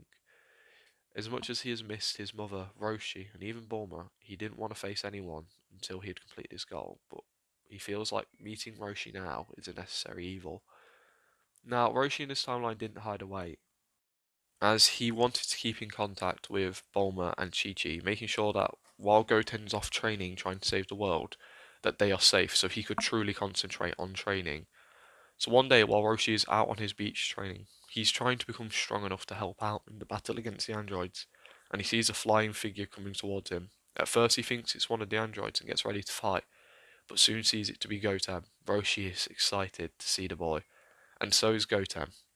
Roshi and Goten spend some time catching up. It's been ages since they've last talked. Roshi's shocked to see how much the boy has grown, even putting together how much he and Goku are alike at this point. However, Goten soon gets to the point and asks Roshi for training tips to help people become stronger. Goten goes on to explain his current situation with Gohan and Trunks. Roshi, hearing this, is happy to help Goten in training the two boys and gives him some pointers and even gets him some of the heaviest shells he has available. Goten thanks Roshi and is actually about to leave when Goten remembers something and looks over to Roshi and asks a question. When I trained with you years ago, you said you had other techniques besides the Thunder Shock Surprise and the Kamehameha, right? Are any of them going to be useful in the fight against the androids? Roshi looks slightly insulted but understands what the boy meant. He spends a moment thinking before explaining to Goten what the evil containment wave is, and says how it was designed to seal away a great evil. However, it's very taxing and could lead to your own death. However, Goten hearing this asks if he could be taught it. Move to Goten sounded useful, and he could find a way to use it. Roshi once again shares the risk, but seeing the look in Goten's face, he starts teaching the boy it and how to use the move effectively. Goten picks this up very quickly, with only taking him a day to learn the move. Goten thanks Roshi, and the Turtle Hermit reminds the boy once again to only use it when he has the opening, never let himself be left wide open. Goten nods and starts heading off, with him thanking Roshi. Roshi feeling sad to see the last of his students go away, but wishes him good luck, with him also calling up Chi-Chi and Bulma saying how is fine and he's off training, even training Gohan and Trunks. The pair, having already slightly known about this, are happy to hear that Goten is doing well.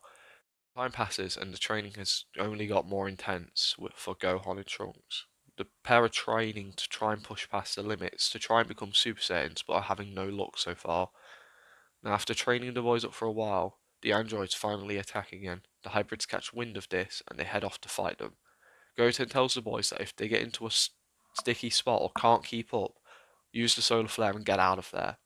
The pair nod as they arrive at the carnival, with the androids happy to see Goten again and also shocked to see him with some little friends. But Goten has no time to make jokes with them. He goes Super Saiyan and rushes straight towards Android 17. The pair clash briefly before beginning to disappear and reappear around the battlefield. Gohan and Trunks watch the battle for a few minutes before 18 steps up to them. The pair get ready to fight and in unison begin to fight 18, however they are so easily overpowered and they can't really do much against her. They have some combos which allows them to avoid being killed easily, but it's not an easy fight for them. With Goten seeing this, he shouts out for them to get out of here. The boys don't listen and continue fighting, leading to Goten having to come up with a way to get out of here pretty effectively. He goes to use the solar flare, which blinds 17 but doesn't blind 18. The hybrid then quickly rushes over to 18, giving her a quick kick to the head, sending her rocketing to the ground. He looks over to Goten and Trunks and shouts for them to get out of here. The boys are a bit against it, but when they see the look on Goten's face as 18 rushes at him and he begins to clash, they understand they need to leave. With them starting to fly off, however 17 slowly regains his vision and sees the boys rushing off. He gives them a look and shoots off a massive blast towards them. Goten, seeing this, avoids the battle with 18 as quickly as he can and even takes the blow for the pair, knocking him into the ground and leaves him very badly injured. 17 laughs at this and continues chasing the two younger boys. With 18 heading over to where Goten's burnt body is currently, Goten is slowly pulling himself out of the ground. However, Android 18 kicks him, sending crashing into a wall. The fighter eventually does get back up and gets ready to fight, however the blow he just took really hurt. He starts fighting with Android 18 once again, but he can see 17 and can feel the power of Gohan and Trunks fighting off in the distance. He needs to get away from this fight. He goes to use the solar flare once again, but 18 stops him, having predicted this was something he would do. And a stray beam hits 18 in the face, and she looks up to see the two boys, and a shout of solar flare comes out of Trunks' mouth. She's blinded temporarily. Goten, seeing his opportunity, kicks 18 away and shoots off a massive barrage of blasts, keeping her buried under some rubble as the pair begin to rocket towards Goten, as all of them begin to rocket off. Knowing that they can't win this battle, they take the quick victory of escaping with their lives. With Goten proud of the two for coming back to save him, but also telling them that they should have listened to what he said and got away. However, they explained that they actually managed to give Android 17 the quick trick. They managed to avoid him by using some buildings and figuring out that he couldn't sense energy. It worked out in their favour. Goten tells them he's proud of them as they head back to his training grounds, where he gets some rest, telling the pair that he won't be able to train effectively for a while, so he advises them to head back to their own homes and get some rest. With Gohan trying to convince Goten to come see his mother, Goten says how, not this time, he just sort of wants to be alone. With Gohan not pushing too much, he leaves the older Saiyan be, with him heading home and telling his mother everything. Chi-Chi is mortified but understands what Goten must be going through. He keeps losing and it must be driving him mental. He knows Goku would know what to say to him, but she doesn't. A few days go by and another android attack happens. Goten is by himself and he catches wind of it and he rushes off in that direction. he came to a conclusion during these last few days. He isn't strong enough to take them down. He may never be strong enough. But he believes that the next generation of fighters should be. He believes that if he can get the push for the pair to go Super Saiyan, they will be more than enough to deal with the androids.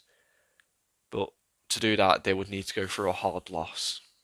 He hopes that in this moment he can take down one of the androids, giving them a better chance. As he rushes off towards the city, both Gohan and Trunks can sense the power of Goten rushing off towards the battleground. They also collect themselves and start heading off, but they can sense something different. Goten clearly isn't back up to full capacity, and they can sense that he's still pretty injured. And as they start rushing off, the battle between Goten and the two androids begins. At first, Goten is holding his own fairly well. His injuries haven't faulted him too much, but it's clear soon after that he can't win this battle. So he goes for his next best option. Goten places a bottle on the ground and begins to run towards the androids, with him landing a blow on Android 17, sending him flying backwards, before turning his attention to Android 18, with him managing to actually get a quick jab in on her. Even though he's not fully healed, a Zenkai has taken place, and he has managed to gain some more power than he was expecting. With him turning towards Android 18 and kicking her in the back of the head, stunning her and sending her forward a little bit, before placing his hands out in a weird pose. At first the girl expects a ki blast, but then when he starts sending out a green wave and starts moving her around, and a shout of evil containment wave is heard, she begins to put up a fight. Goten is putting everything he owns into this struggle, but unfortunately he hasn't got a lot left. He can feel his life force slowly draining. The injuries he has in using the Mafuba is way too much, but Goten does grit his teeth, and with a loud shout, he seals away Android 18, putting the cap on it and quickly throwing the bottle as hard as he can into a direction he knows Roshi's house to be in. With him passing out on the floor, not dead but just really drained, Android 17 arrives and sees that his sister is nowhere to be seen. He asks Goten where is she, but Goten just laughs, saying how I finally managed to defeat one of you. I've given the next two a better shot at taking you down. And just so you know, they'll defeat you with ease. With him using his last few breaths to get these out, 17 then blasts him and begins frantically searching for his sister. Goten is still clinging to life with the last bit of his energy, but Gohan and Trunks can sense that he's about to die. They rush off as fast as they possibly can, with the pair flickering in and out of Super Saiyan while they do this. With 17 levelling the city searching for his sister, but can't find her. After this happens, he beats the hell out of Goten with all of his might, leaving him pretty much a bloody pulp, and then flies off begin searching for his sister, hoping, praying that he didn't actually manage to kill her. Goten dies in this moment, and is soon found by Gohan and Trunks, who upon seeing the body, let out a massive cry of pain. Their master and friend is dead, and this lets them achieve the Super Saiyan form. The pair are massively distraught, break the news to everyone. They're all saddened, but they know he gave it everything he had. They know Goku is more than proud of him. They spend time grieving, and something weird happens. The androids don't attack for a while. They're not sure if they're dead or what, but this makes the world slightly peaceful. Of course, 17 would eventually start leveling cities once again. Gohan and Trunks would try to stop him with their newfound Super Saiyan power, but even with the two of them, they're not enough. It's just such a massive leap in power, they just can't overcome it. But they are surprised to find that Goten took one of them down with him, meaning that he's leveled out the playing field and actually turned the tide in their favour. They just need to get a win. But unfortunately this battle leads to both of them being very heavily injured, but managing to escape with their lives. They get healed up by Bulma for a few months, and eventually the time machine, like normal, is constructed. They make the same plan to head back in time, and hopefully they can change the course of these events. But that's a part for a whole other day. Hi guys, welcome back, and today I'll be doing the next part for What If Goten Was Born First. Now last time we saw what happened during the future timeline, with the training of Gohan and Trunks happening under their master Goten, who managed to defeat one android thanks to the evil containment wave. However, the warriors was soon defeated, after dealing with just one android. We join our heroes now. We see the likes of Goku and Goten training outside. Both are using the Super Saiyan state. This is just a few weeks after Goku had learned the form. With the pair being caught up in the middle of their match, they don't notice two powers appearing and then heading towards them. With the two powers soon arriving, landing near Goku's house. The two are still too caught up in their sparring match to notice. However, when someone shouts out for Goku, the pair look over and see two people they've never seen before. However, one of them has this weird look of familiarity about them, and they can't figure out why. One of the strangers shouts out, "Sorry to bother you guys, but I need to talk to you and warn you about something." Both Goten and Goku are really confused as the person who just talked to them approaches, with one of them wearing an orange gi, saying, "Hi, I have a lot to tell you, and it's gonna get confusing. You see, I'm from the future, so is my friend here, and I've come to warn you about a threat from the future. You see, in 3 years, two androids will attack." With the person going on into detail, warning them about the attack, the date, and all sorts, giving them as much information as they possibly can to warn them about the androids. Both Goku and Goten are sort of taken off guard by this, and the two people in front of them laugh nervously. They go on to explain what happened to Goku before handing over the heart medicine. Goku and Goten thank the pair for warning them, and the time travelers say that they will be back to help before leaving. With Goku and Goten starting to warn the others, soon everyone gets to training. Piccolo soon joins up with Goku and Goten in their training. This training being very effective thanks to the fact that Goten already has Super Saiyan, leading to both Goku and Goten trying to improve the form. And soon they actually make some good ground, even getting to grips with the second grade of Super Saiyan, with Goten wanting to push it further while Goku wants to step back and master Super Saiyan. Now, after 3 years of training, the day of the android attack goes down, with not a lot changing. Goku here still didn't take his medicine, so he falls to the heart disease and is taken out of the fight for a while. Thanks to the fact that there is a slightly stronger Vegeta who is more motivated to train to take over Child, who became Super Saiyan first, the battle against 19 goes very easy. Dr. Gero still escapes, and everything up to the point where the androids are released are normal, with one change being there are two time travelers and Goten being a Super Saiyan. Things go slightly better in the battle against the androids near the highway, but there is not a lot of change here. Like I said, there's two time travelers who are both Super Saiyan and a Goten who is also Super Saiyan. So this bit kind of goes a slight bit easier, however they still inevitably lose. With things not really changing, there isn't a lot to cover here. However, one thing I will bring up is Goten would hate the loss he took. After all, he is much more happy to fight and train than Gohan is. So he would begin to train at Kame House while waiting for his father to recover. Everything else plays out like in canon, up until Goku heads into the time chamber, where he takes Goten and future Gohan. Goten wants to just push out pure power, and he begins trying to work on that. However, Goku and Gohan plan on mastering the state. With them getting to training, Goten learns of his future self and is amazed and hopes to be as cool and as strong as him someday. With Gohan hearing this, he thinks to himself how Goten is already far surpassed his master, but he won't bring this up. The kid seems pretty motivated and he wants him to keep pushing. It's nice having a nice role reverse with his brother.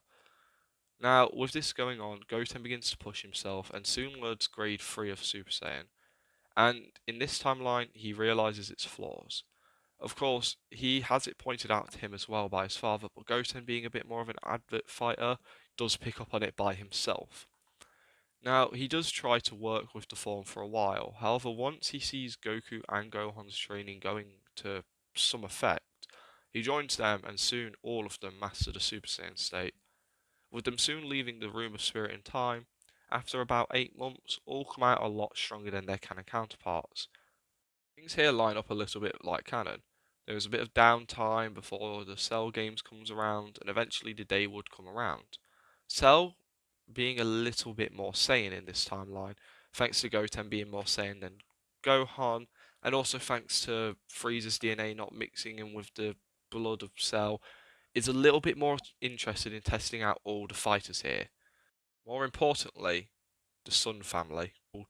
The Cell in this timeline sets up an actual tournament with brackets.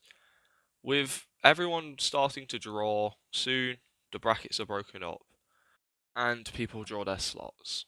The first round of the tournament being Android 16 versus a Cell Jr., Hercule versus a Cell Jr., a Cell Jr. versus Goku, Gohan versus a Cell Jr., Piccolo versus Goten, Vegeta versus a Cell Jr., Cell Jr. versus a Cell Jr., that's going to be a nail biter, and Cell versus Trunks. Now, with the first fight starting to begin, 16 is up. However, the android cannot win and soon loses against the Cell Jr. thanks to its incredible power. 16 tried his best and he wanted to avenge his siblings, but couldn't quite do it. Next up is Hercule. Yeah, anyway, moving on. With Cell seeing this, he smiles.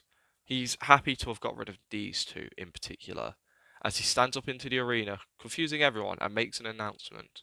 With the weaklings dealt with, I have decided to make it more interesting. From here on out, killing will be allowed. When you are killed, that is you lost. But you can also lose through a ring out. Same tournament rules, just a bit more interesting for my taste. And with that, he steps out of the arena. Z fighters are shocked to hear this, with Hercule realizing he just dodged a bullet, and 16 is also slightly happy. Now, the Z fighters are a bit freaked, but they decide to continue on, with Goku walking into the arena before anyone can really tell him not to, and Goku's fight versus the Cell Jr. is up. Goku's fight is a bit of a challenge, however the Saiyan soon comes out on top, and it's clear to everyone Goku was holding back there. Now, this causes Goku to advance to the next round, and the next fight is Future Gohan versus a Cell Jr., and this goes about the same as Goku's round, meaning Future Gohan won. Next up is Piccolo versus Goten. The pair actually look forward to having this match. Goten knows Piccolo is strong, and Piccolo doesn't know how much power Goten is hiding. The fight begins, and Piccolo goes all out to begin with, while Goten starts to warm up. Piccolo soon catches on and realises that the boy is holding back a lot of power. He realises that this isn't a fight he can win, but he pushes and just wants to test the boy. They have senzu beans on the side, so even if he does manage to hurt him, they'll just both have one quickly.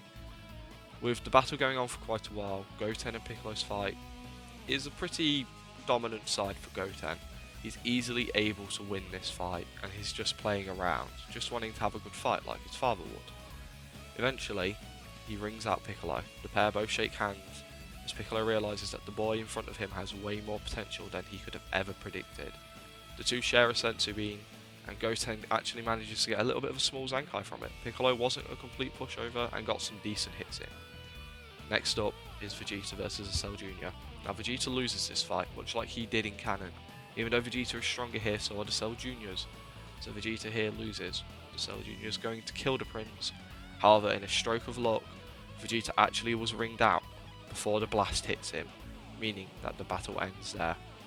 Next up is the exhilarating fight everyone's here for, Cell Jr. versus a Cell Jr.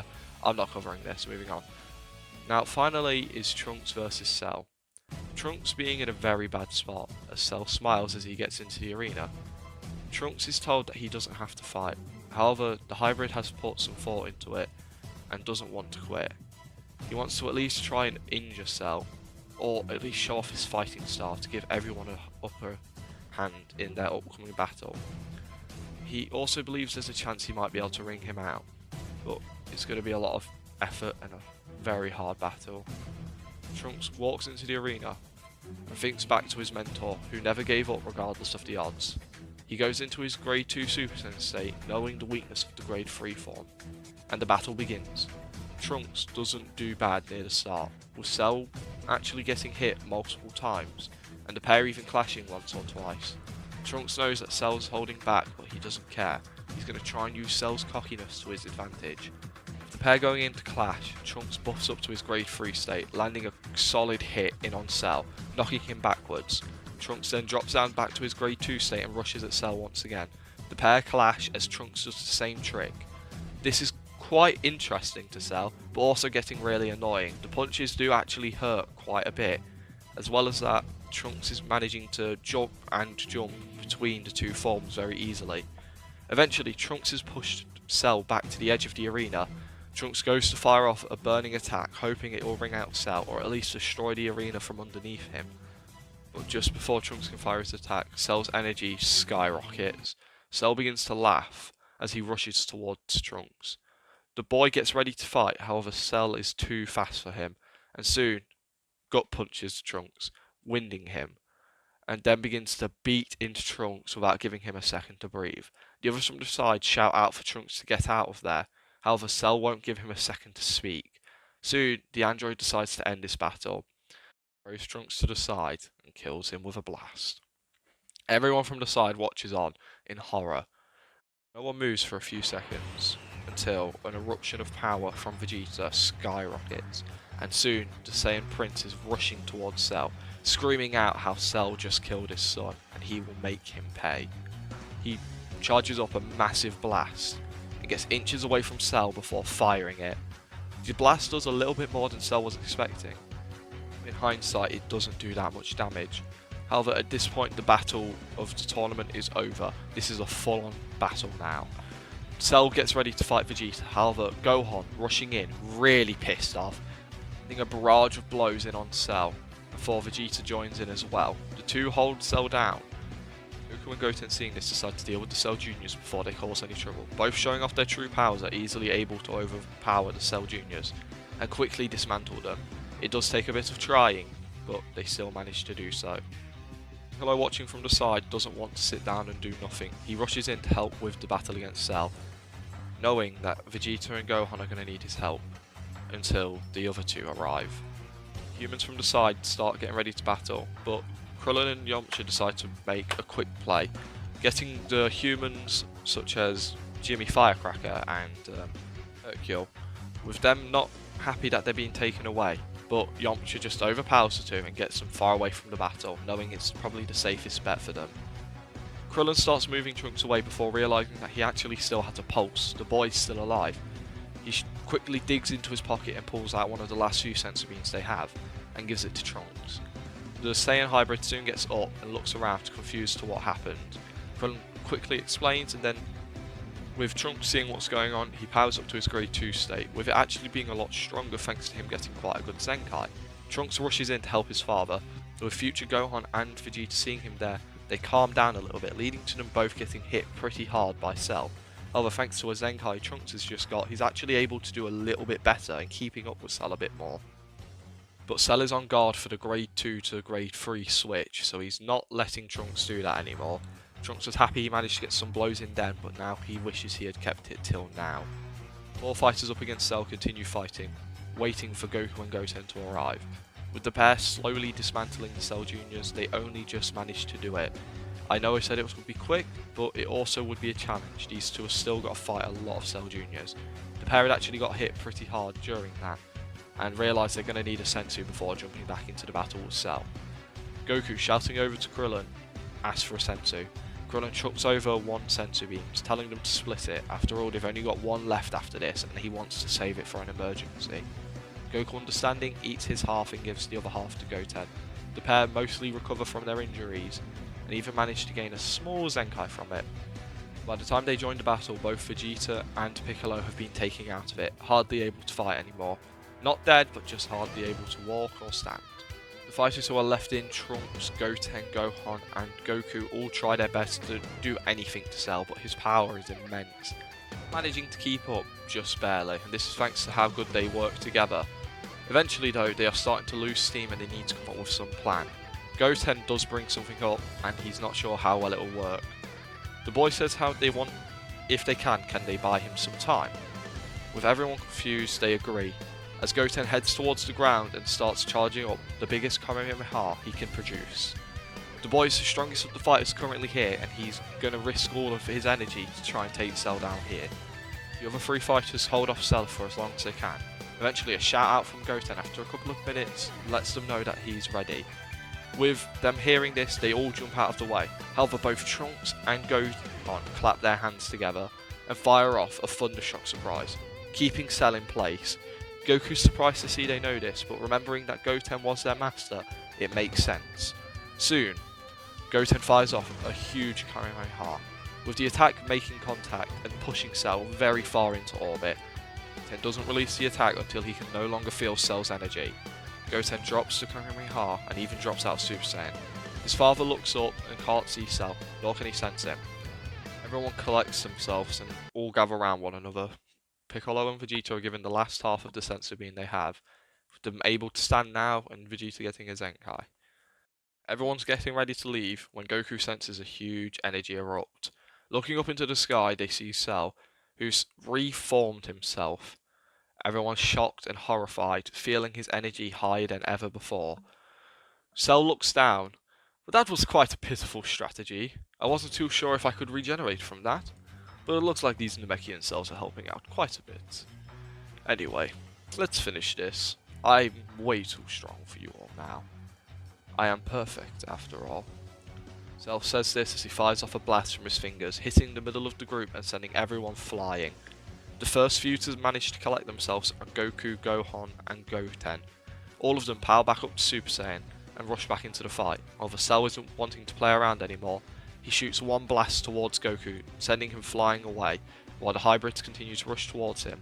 They soon get right in front of him and begin to throw punches, but Cell is easily dodging everything they throw. Cell laughs as he remembers how hard it was to dodge these earlier. Trunks soon joins the fight, and it doesn't change. Cell's easily able to dodge and counter every attack. Goku's trying to pull himself out of the ground while Vegeta also rushes back in, so does Piccolo, but they're not changing the tide of the fight. Cell soon grows bored of this, and quickly starts deciding what he wants to do. He could destroy the planet, he could just off the fighters, and starts considering his best option. As he then looks towards Goku, who's buried pretty far into the ground, he decides he should put on a show for the man he wanted to fight. Cell then quickly deals with Piccolo and Vegeta, sending them to the ground unable to fight once again. He then takes care of Trunks, as he grabs both Goten and Gohan by the neck. Goku from the ground looks up in horror, as Cell begins to crush down on both of his sons' necks. Soon, Cell laughs out, saying, "It's funny, really. You killed the good doctor's kids, and his creation gets to kill yours. It's quite a fun twist, wouldn't you say, Son Goku?" Goku is fuming and feels rage that he's never felt before, with Goten desperately trying to break free of Cell's grasp, as future Gohan tries to make sure his older brother is safe. But soon, Cell deals with the pair easily. Goku from the ground watches on in horror. His mind goes completely blank as he lets out a scream. The planet does shake as Goku jumps straight back into his Super Saiyan state and rushes towards Cell.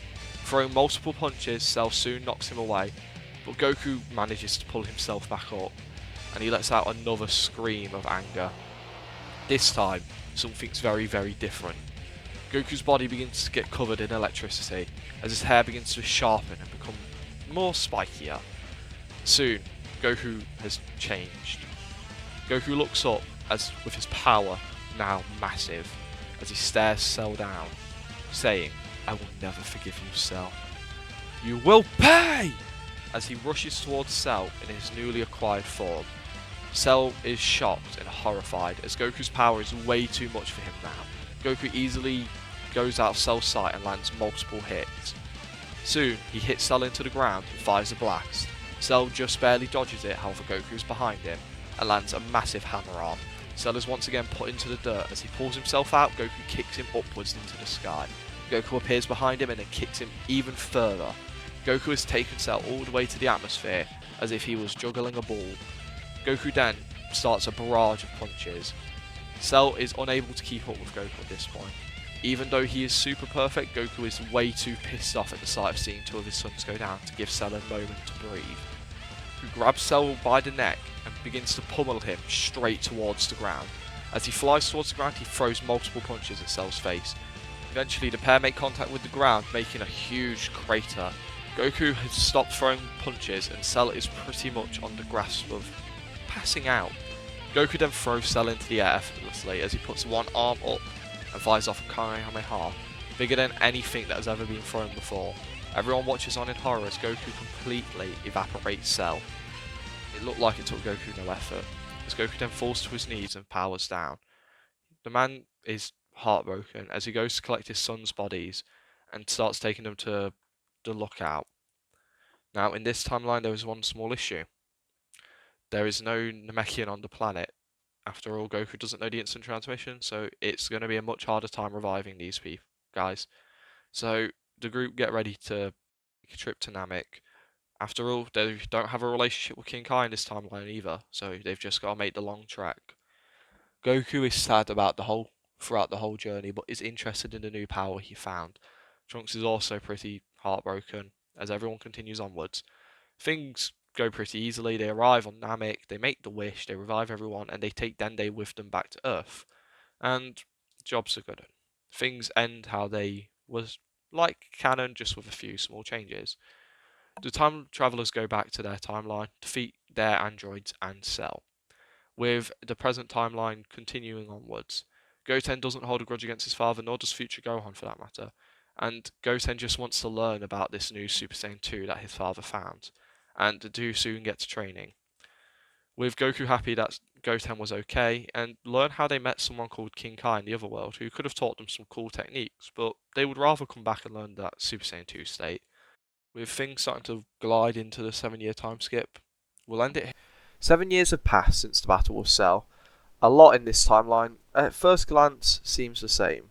Krillin and 18 are married, Vegeta has grown accustomed to everyday life on Earth and actually almost enjoys it, and thanks to having Goku in his life, it leads to the man just being overall happier, and actually causes the pair to train together, but this is something I'll cover more later.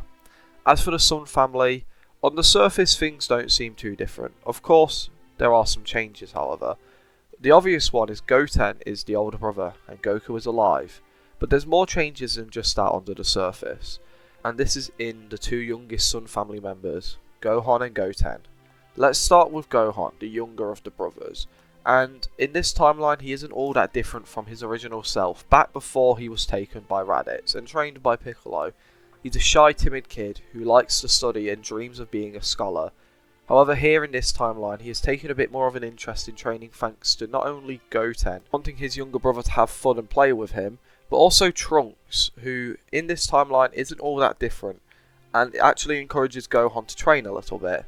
And thanks to both of these factors, Gohan does take a bit of an interest in martial arts, and he starts playing around with his father and brother at first, and soon actually starts taking it somewhat seriously, occasionally training with his father and brother while he studies with most of his free time. And thanks to Gohan being different from Goten, Trunks is mildly affected himself. Not only is his father much more willing to train with the boy, he also is much more interested in studying, so he takes up a bit of his own time to study under his mother or even study with Gohan.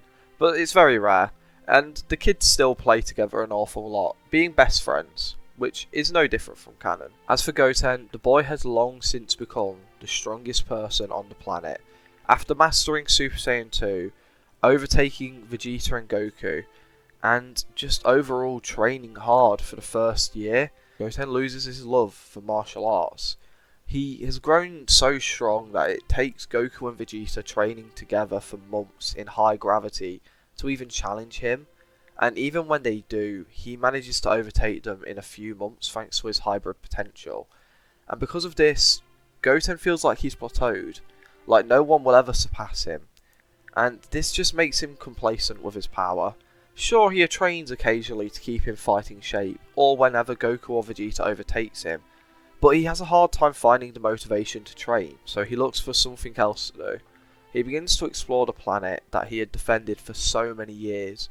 He gets to see things he has never thought he could, gets to meet new friends, meet old friends, come across people his father knew, and at some point he comes across an old foe on a small island, and this foe has set up shop, set up home, and begun his own life here. This, of course, is Android 17. At first, Goten and 17 share a look towards one another, both waiting for the other to make a move to start fighting, but instead, they talk. Goten learns about 17 and what he's been doing for the last year after the Cell games. Hearing how 17 had set up a life for himself on this island as a park ranger, he has a woman he's deeply interested in and plans to marry. but for now he's just leading his best life he can. Goten is happy that 17 and 18 have both found things they want to do with their lives, and Goten and 17 actually start talking even more. Goten learns that 17 is no longer a bad guy, and probably never was. He was just following the orders of a deranged man, and he might have not even had much control in it. And as they start talking, they learn that they both have a love for nature and animals. The two slowly bond, becoming friends, and Goten learns what he wants to do with his future.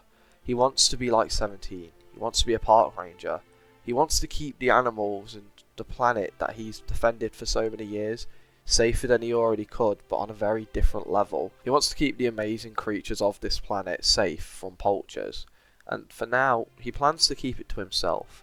He wants to relax a little while longer.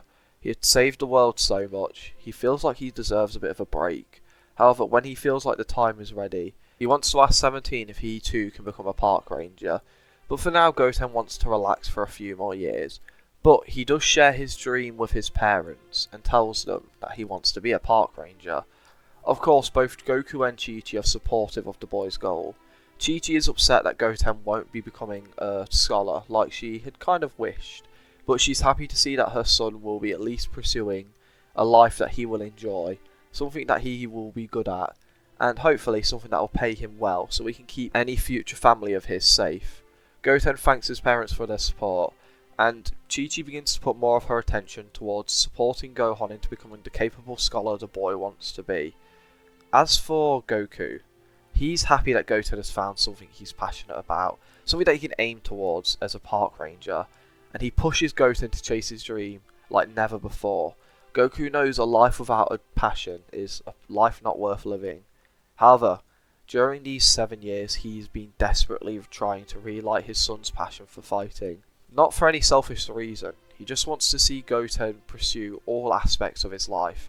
He wants to relight that passion his son once had. It was the greatest years of Goku's life, getting to train alongside his son when he was little, and even when they were in the time chamber, they are some of the most special memories Goku holds of Goten, and he wants to make sure that Goten can experience that if he's ever to start his own family. If Goten's to have his own child, and have that privilege of training alongside them, being proud of what they do, Goku wants to make sure that Goten has that feeling too.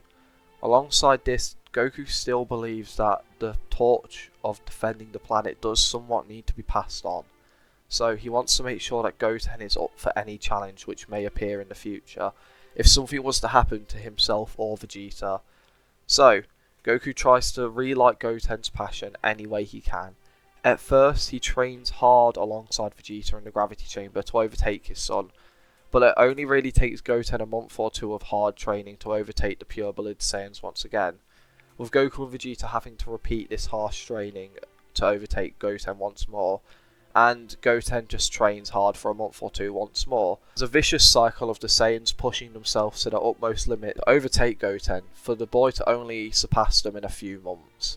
It's vicious, but also incredibly beneficial, and this cycle repeats for most of our time skip. And near the end of our 7-year time skip, around the original timeline where Gohan would be going to Orange Star High School, the other person who's been trying to get Goten back into martial arts, the first man to ever train the boy, Roshi, has been spending the 7 years trying to figure out how to relight that passion for Gohan himself. And he's been brainstorming some ideas, but he hasn't come up with anything. And that is until he hears of the World Martial Arts Tournament that Roshi finally has an idea. Once catching wind of it, he calls his pupil over to his island. He then informs Goten that he would like him to take part in the upcoming tournament, since he is the only member of the Turtle School to not try out a Tenkaichi Budokai. Goten at first gets excited, and thinks of the idea about inviting his dad, Vegeta, 17, everyone else, and his Saiyan blood pumps. But that's when Roshi tells the boy to not invite anyone. Goten looks confused, telling Roshi that he will just sweep the entire tournament if someone like his father isn't there. But Roshi just scoffs, telling Goten that he could be surprised. The world has a lot of other amazing fighters out there, and his father found a lot of his strongest allies to this day at a world tournament. So, he should trust his mentor's words and try out the Tenkaichi Budokai without informing anyone. The boy thinks it over before agreeing to do so. Roshi tells him to be ready as he feels there might be a strong fighter just waiting for him. Goten, hearing this, does smile at the thought of a good challenge, but is really concerned that Roshi might have gone senile. There cannot be anyone on this planet who could challenge him, right? And with Goten leaving, Roshi makes a call back to the Sun family house. Knowing that Goten will take a few minutes to arrive home, he calls his first student in Goku, telling him to head towards the island, but to not let his energy appear up, so advises the man to use the Nimbus. Goku, confused at why Roshi wants him, decides to agree, calling for Nimbus and heading off towards Kame house, getting by all but unnoticed as Goten arrives home to find his father not in. Nothing new, he's probably off training with Vegeta, so he doesn't think too much of it, not even bothering to scan the planet. As with Goku, however, he arrives at his mentor's home, asking Master Roshi what he wanted. And over these last few years, the pairs have talked a lot of how to get Goten back into fighting, and now Master Roshi has an idea. He shares with Goku about the upcoming tournament, and how he has told Goten to take part in it. Goku, hearing this, gets excited himself. The idea of having everyone in that tournament could be so fun, and his eyes burn with a bright passion. But Roshi just bonks the man on the head with his staff, telling him that he will be the only other fighter partaking in the tournament. Goku looks confused as Roshi sighs, explaining, "The most dangerous thing for a martial artist to do is get complacent. That's what's happened to Goten. I wish to reignite that passion in him. I want him to be motivated more than ever to become the strongest he can be and to lead the best life he can. But to do that, he needs a challenge. He needs to understand that there will always be someone stronger than him out there. Lesson you learnt early on in your training." Goku thinks back to Chucky-chun, Tien, Demon King Piccolo. Everyone he had ever fought had all infused this message into him, and Goku can't help but agree. Roshi goes on explaining, but even though Goten had trained and fought these incredibly strong opponents, during this time of peace, he is the strongest person on this planet. So to relight that motivation for him, we have to make him believe that there is an Earthling stronger than him. Goku sighs, thinking how the closest person he could think of is like Krillin, or maybe even Tien, and how they don't really have time to be training up a new fighter. Roshi then explains how he plans to train Goku. "I want to teach you the ultimate technique of the Turtle School, something that took your grandpa a long time to master. However, he would love me to teach it to you." Goku gets excited at the idea, as Roshi explains his plan to disguise Goku as a normal person, disguise him as the sun, as Chucky-chun to be more precise. Goku will undergo some harsh training to learn the ultimate technique of the Turtle School, and then he will fight Goten, beat him without using any of his Saiyan abilities, and this should relight the boy's motivation for training. Goku gets excited at this idea, but wonders if his key will be a giveaway to who he is. Roshi laughs, saying how the technique he plans to teach him should change Goku's ki enough that it shouldn't give away who he is. Goku can't believe it that Master Roshi might have a technique like this, and Roshi explains how it comes with years of training, but he has only a short amount of time for Goku to master it. Unfortunately, that's the one thing they don't have a lot of. So, Goku brings up the idea of the Room of Spirit and Time, something Roshi had heard about and already planned on using. So, after getting some preparations done, sharing with Chi-Chi how he'll be away training for a little bit, Goku and Roshi heading to the time chamber for a few hours to help Goku hone a technique which Roshi believes his student is now ready for. Once leaving, Goku is much stronger and has all but mastered the technique Roshi wanted to show him. Tells his student to be ready to show Goten that there is always a stronger fighter out there, and he hopes that Goku can show this lesson. The man confidently nods his head as they all head home and rest up, waiting for the tournament to come around. And it soon does, with Goten waking up on the day of the tournament and, with a bit of an optimistic smile on his face, flies off towards the tournament grounds bright and early, in hopes to find someone who could truly challenge him. Goku follows along not too long afterwards, flying on the Nimbus to make sure his presence goes unnoticed. He also changes his hair and outfit just to make sure that Goten wouldn't recognise him without looking too much into it, and heads towards it.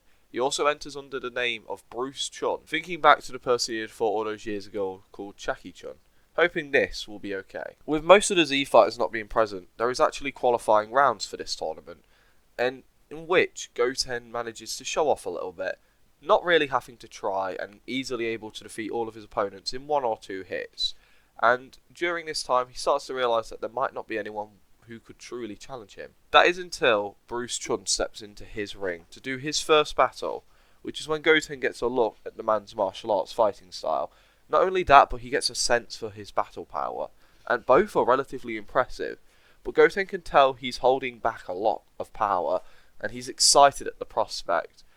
But he also feels like he's seen this man somewhere before. He can't quite place it, he's just familiar in some way. But for now, the excitement of fighting this guy is starting to get to him, and he's not thinking completely straight. With the qualifying rounds over, for the sake of simplicity, I'll explain it like this. Most of the tournament's lineup is the same, just remove all the Z fighters and replace them with other random fighters, and replace Gohan with Goten. This means that people like Goku, Spopovich, Yamu, Videl, Supreme Kai and Kibito are all still present in the tournament, and are in the same matchups they were in canon. And to save myself having to go over a lot of boring fights, let's just quickly cover what would happen in the Supreme Kai's match, and then go to Videl's, which would be the next interesting one. With the Supreme Kai, he would quickly and efficiently knock out the mortal he's facing and be declared the winner. He wouldn't want to do too much damage. With just one swift chop of the neck, he would knock the guy out. Secondly would be Videl versus Spopovich, and unfortunately here Videl is much weaker, and it is a brutal fight for the girl. She was brutalised in canon, and here she is really unable to put up a fight. She gets a few hits in, but this does nothing to the likes of Spopovich. Everyone in the crowd and the other fighters watch in horror, while Spopovich destroys the young girl. Goten and Goku watch worried for the girl's life, and soon stop watching from the side. Goten's rage flares up, rushing into the arena as he kicks Spopovich out of bounds, before turning to help Videl, who is hardly alive. The crowd cheers for Goten, and he places his hands on Videl's body, infusing a trace amount of ki into it to help boost the girl's chances of surviving, helping her endurance, her endorphins and everything kick into overdrive. The girl weakly thanks Goten, who just gives a small smile, before feeling a sharp pain spread throughout his body. He looks back to see Yamu having stabbed him with the energy draining device, taking a good deal of Goten's energy before shouting out for his ally to follow along. Spopovich has to pull himself out of the arena and then follows suit.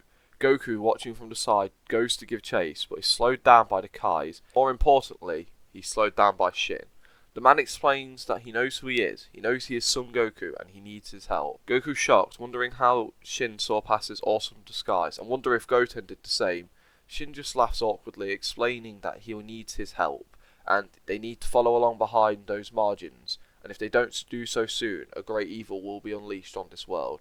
Goku, hearing this, decides that right now is no time for a tournament, and motivating Goten will have to be for another day. So, he quickly removes the disguise, making sure that no one sees him change out of it, changes his hair back to normal, and gets back into his normal gear, before telling Shin he's ready to go. The two chase after the two margins, while Goten is healed by Kibito. But soon, once Goten is healed, Kibito and Goten start chasing after the pair once more. While flying, Goku is filled in on the legend of Majin Buu and Babidi, and once Goten catches up, he's surprised to see his father.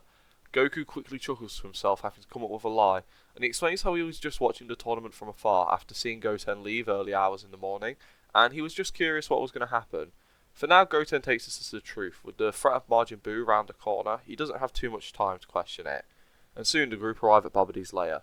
Here, with the group down a lot of fighters, everyone is much more on guard, so when Dabura attacks, Goku manages to pull Kibito out of the way, avoiding Dabura's attack, and since there are so little fighters, Dabura doesn't spit on anyone, only having tried to kill Kibito just to lessen the odds a little bit more, but with that failing, he decides just to leave everyone else intact.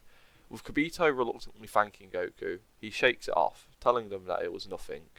The group get ready to approach the ship, heading inside. Goku and Goten get ready to fight, but are warned not to give off too much energy. This makes things more difficult, however the duo of Goku and Goten easily defeat Pui Pui and Yakon in one-on-ones without ever needing to use Super Saiyan. Heading down one more floor, the two fighters come face to face with Dabura, the Demon King.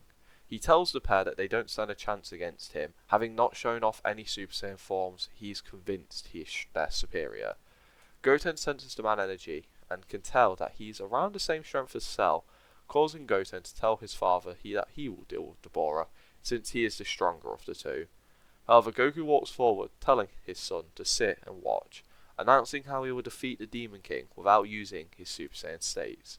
Goten is confused, cocking his eyebrow, but Goku walks forward, controlling his breathing, steadying his mind, and watching as the Borer approaches towards him slowly and swings his sword fast towards Goku's head.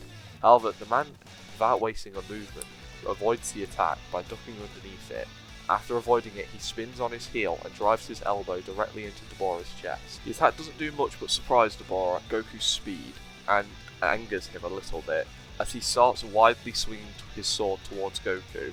Goku starts dodging once more, effortlessly, as if he's avoiding every attack without any thought, avoiding swing after swing, and at some point dodging one swing of the sword by doing a backflip.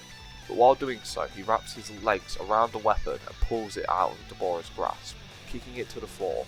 Goku then jumps forward, ramming his knee into the demon's face, and Deborah, who is slightly out of breath, staggers backwards. Goku finally sees this opening, and not wanting to give off too much energy, puts his hands upwards and throws off a Destructo Disc, cleanly cutting Deborah in two, winning the fight without ever having to transform. Goten is amazed, and so are the Kais, with Goten looking at his father, seeing a slight silver in his eyes. He asks what that was. Goku explains it's the final lesson Roshi had to teach him, something where he has to remove his ego from his mind, allowing his mind and body to work together as one, making their movements more efficient and dodging much more effortless. Goten feels something he hadn't felt in a while hearing this, a feeling that he wants to learn this state, master it, and start playing with it, learning what he could do with it, maybe combining it with Super Saiyan. He's not sure what the limits are, but he wants to know more. But for now, they have a bigger threat, killing Babidi. It doesn't take them too long to wander to the bottom layer of his ship. He tries everything he can think of, tries mind controlling Goku or Goten, but both are very pure, even scouring the planet for anyone, trying to mind control Piccolo, Vegeta, while they are at home training. But all this does is give the pair a headache, as they shake it away and wonder what's going on. But before too much more can happen, the group arrives at the bottom layer, quickly killing Babidi, and then, grabbing hold of the egg, they take it outside the ship as Goku fires off a ki blast, destroying whatever was there of Babidi's ship. And Shin gets hold of the egg and plans to take it to Beerus. However, first he spends a moment thanking both Saiyans, telling them how he is in their debt and isn't sure how he could repay them.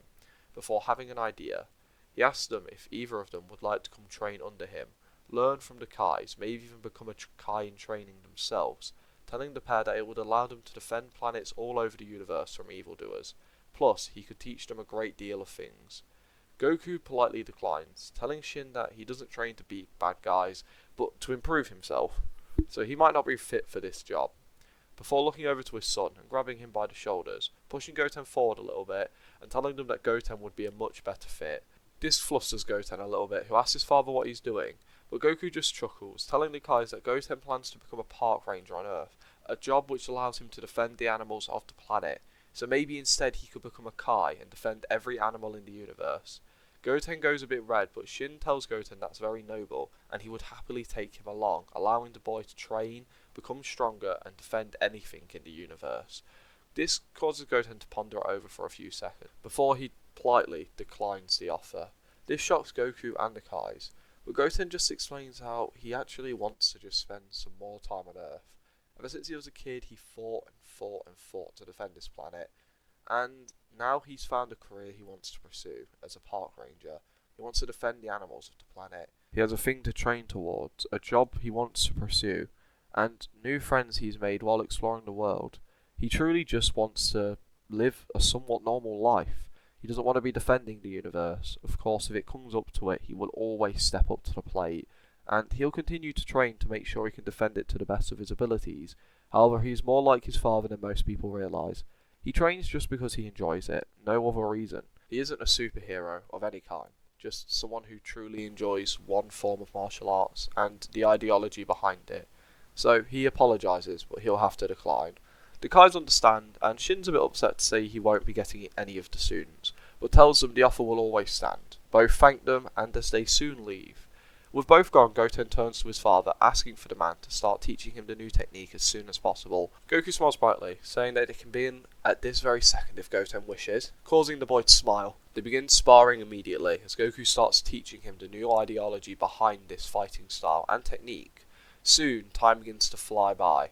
Goten's passion for martial arts has been relit, and he begins training somewhat frequently. However, most of his free time goes to learning how to be a park ranger under 17's tutorage, and Goten picks it up really fast.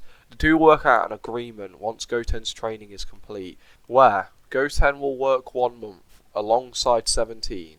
The next month, Goten will have it off, and 17 will work alone.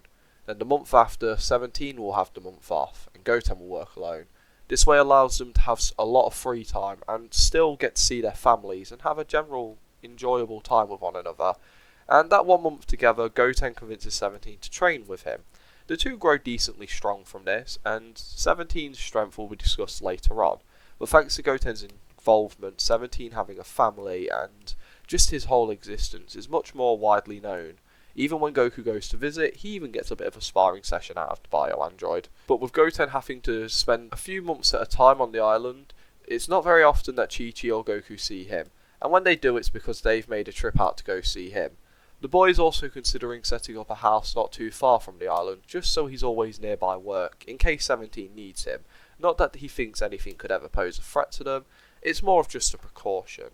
So, one day while Goten's out doing one of his month-long trips out to the island, something strange happens at Mount Paozu. One day, a girl and a man arrive at Goku's house. Both look very familiar to the man, but he can't really figure it out. The young girl demands to see son Goten, and Goku explains that he isn't home and currently won't be back for a while. The girl looks a bit defeated, which helps Goku remember her as Videl, the woman who Goten saved during the World Martial Arts Tournament. He asks how the girl's been, and is happy to see that she made a full recovery after the battle. Videl thanks the man, but hangs her head low. She doesn't like being recognised for that defeat. This causes her father to speak up, saying that Videl and himself wish to thank Goten for saving her life. And Videl was wondering if he would be willing to train her, since he seemed pretty strong and had some fancy tricks up his sleeve. However, it's clear Hercule is reluctant for Videl to learn any of these tricks. Goku starts thinking to himself, and at this point Chi-Chi and little Gohan would wander outside to see Goku talking to two strangers, both listening in to the conversation. Goku thinks a little before telling Videl that Goten should be returning in a month or two. He's not exactly sure how his timetable works, and he for the most part just waits to see his son arrive. And thanks to his job being a bit demanding, he hasn't got a lot of free time to train her. However, if she wishes, she can train under him until he arrives home, and then can apologise him to directly and ask him to train her once she's back. He should be able to get to a point where she can at least somewhat pose a challenge to Goten. Videl and Mr. Satan aren't sure, wondering how strong Goku could truly be, and even asking this. But the man just laughs, telling the pair that he was the World Martial Arts Champion at one point, and is probably only a little weaker than his son. This allows Videl and Mr. Satan to recognise the man from the 23rd Tenkaichi Budokai, and the father and daughter think it over for a second before accepting, having Goku stand in for Goten until he returns home. Goku smiles, telling Videl that their training will start tomorrow. It will more than likely just be him seeing where she is, however, he's happy to show her anything she wishes to learn. Videl smiles a little bit from this, having already planned to learn how to fly and use Ki Blast from the man, having done her research and actually seen a video of Goku performing in a fight against Cell from the Cell games. Knowing that Goku is the person who defeated him, he's interested to see what the man has to offer, and tells him that she'll give it her everything she's got, as she starts turning around and heading back towards the ship she arrived on. While Mr. Satan takes a long hard look at Goku, he feels as if he had seen the man before, but he can't quite place it. But he shakes that thought away. He then asks Goku how much he'll be charging per lesson, and before Goku can even speak, Chi-Chi screams from the other side of their house, 1,000 zeni per lesson, causing Goku to flinch up, Mr. Satan to think it over and nod his head, telling the man that he'll have it sent with Videl every day before she leaves. Chi-Chi's eyes widen at the thought of making easy money, while Goku feels a bit dirty for doing so, but at least his wife is happy, and this means he doesn't actually have to work on that farm she's been thinking about making him set up. Goku begins Videl's training, and thanks to him having trained Goten, he has a better understanding of where to begin with the girl, teaching her how to use Ki, doing some physical training using weighted gi, anything he can that he used to do as a kid and he had made Goten do when he was younger. This allows Videl to grow massively strong in a short amount of time. However, her growth and progression will be saved for the next part, as we end this part here.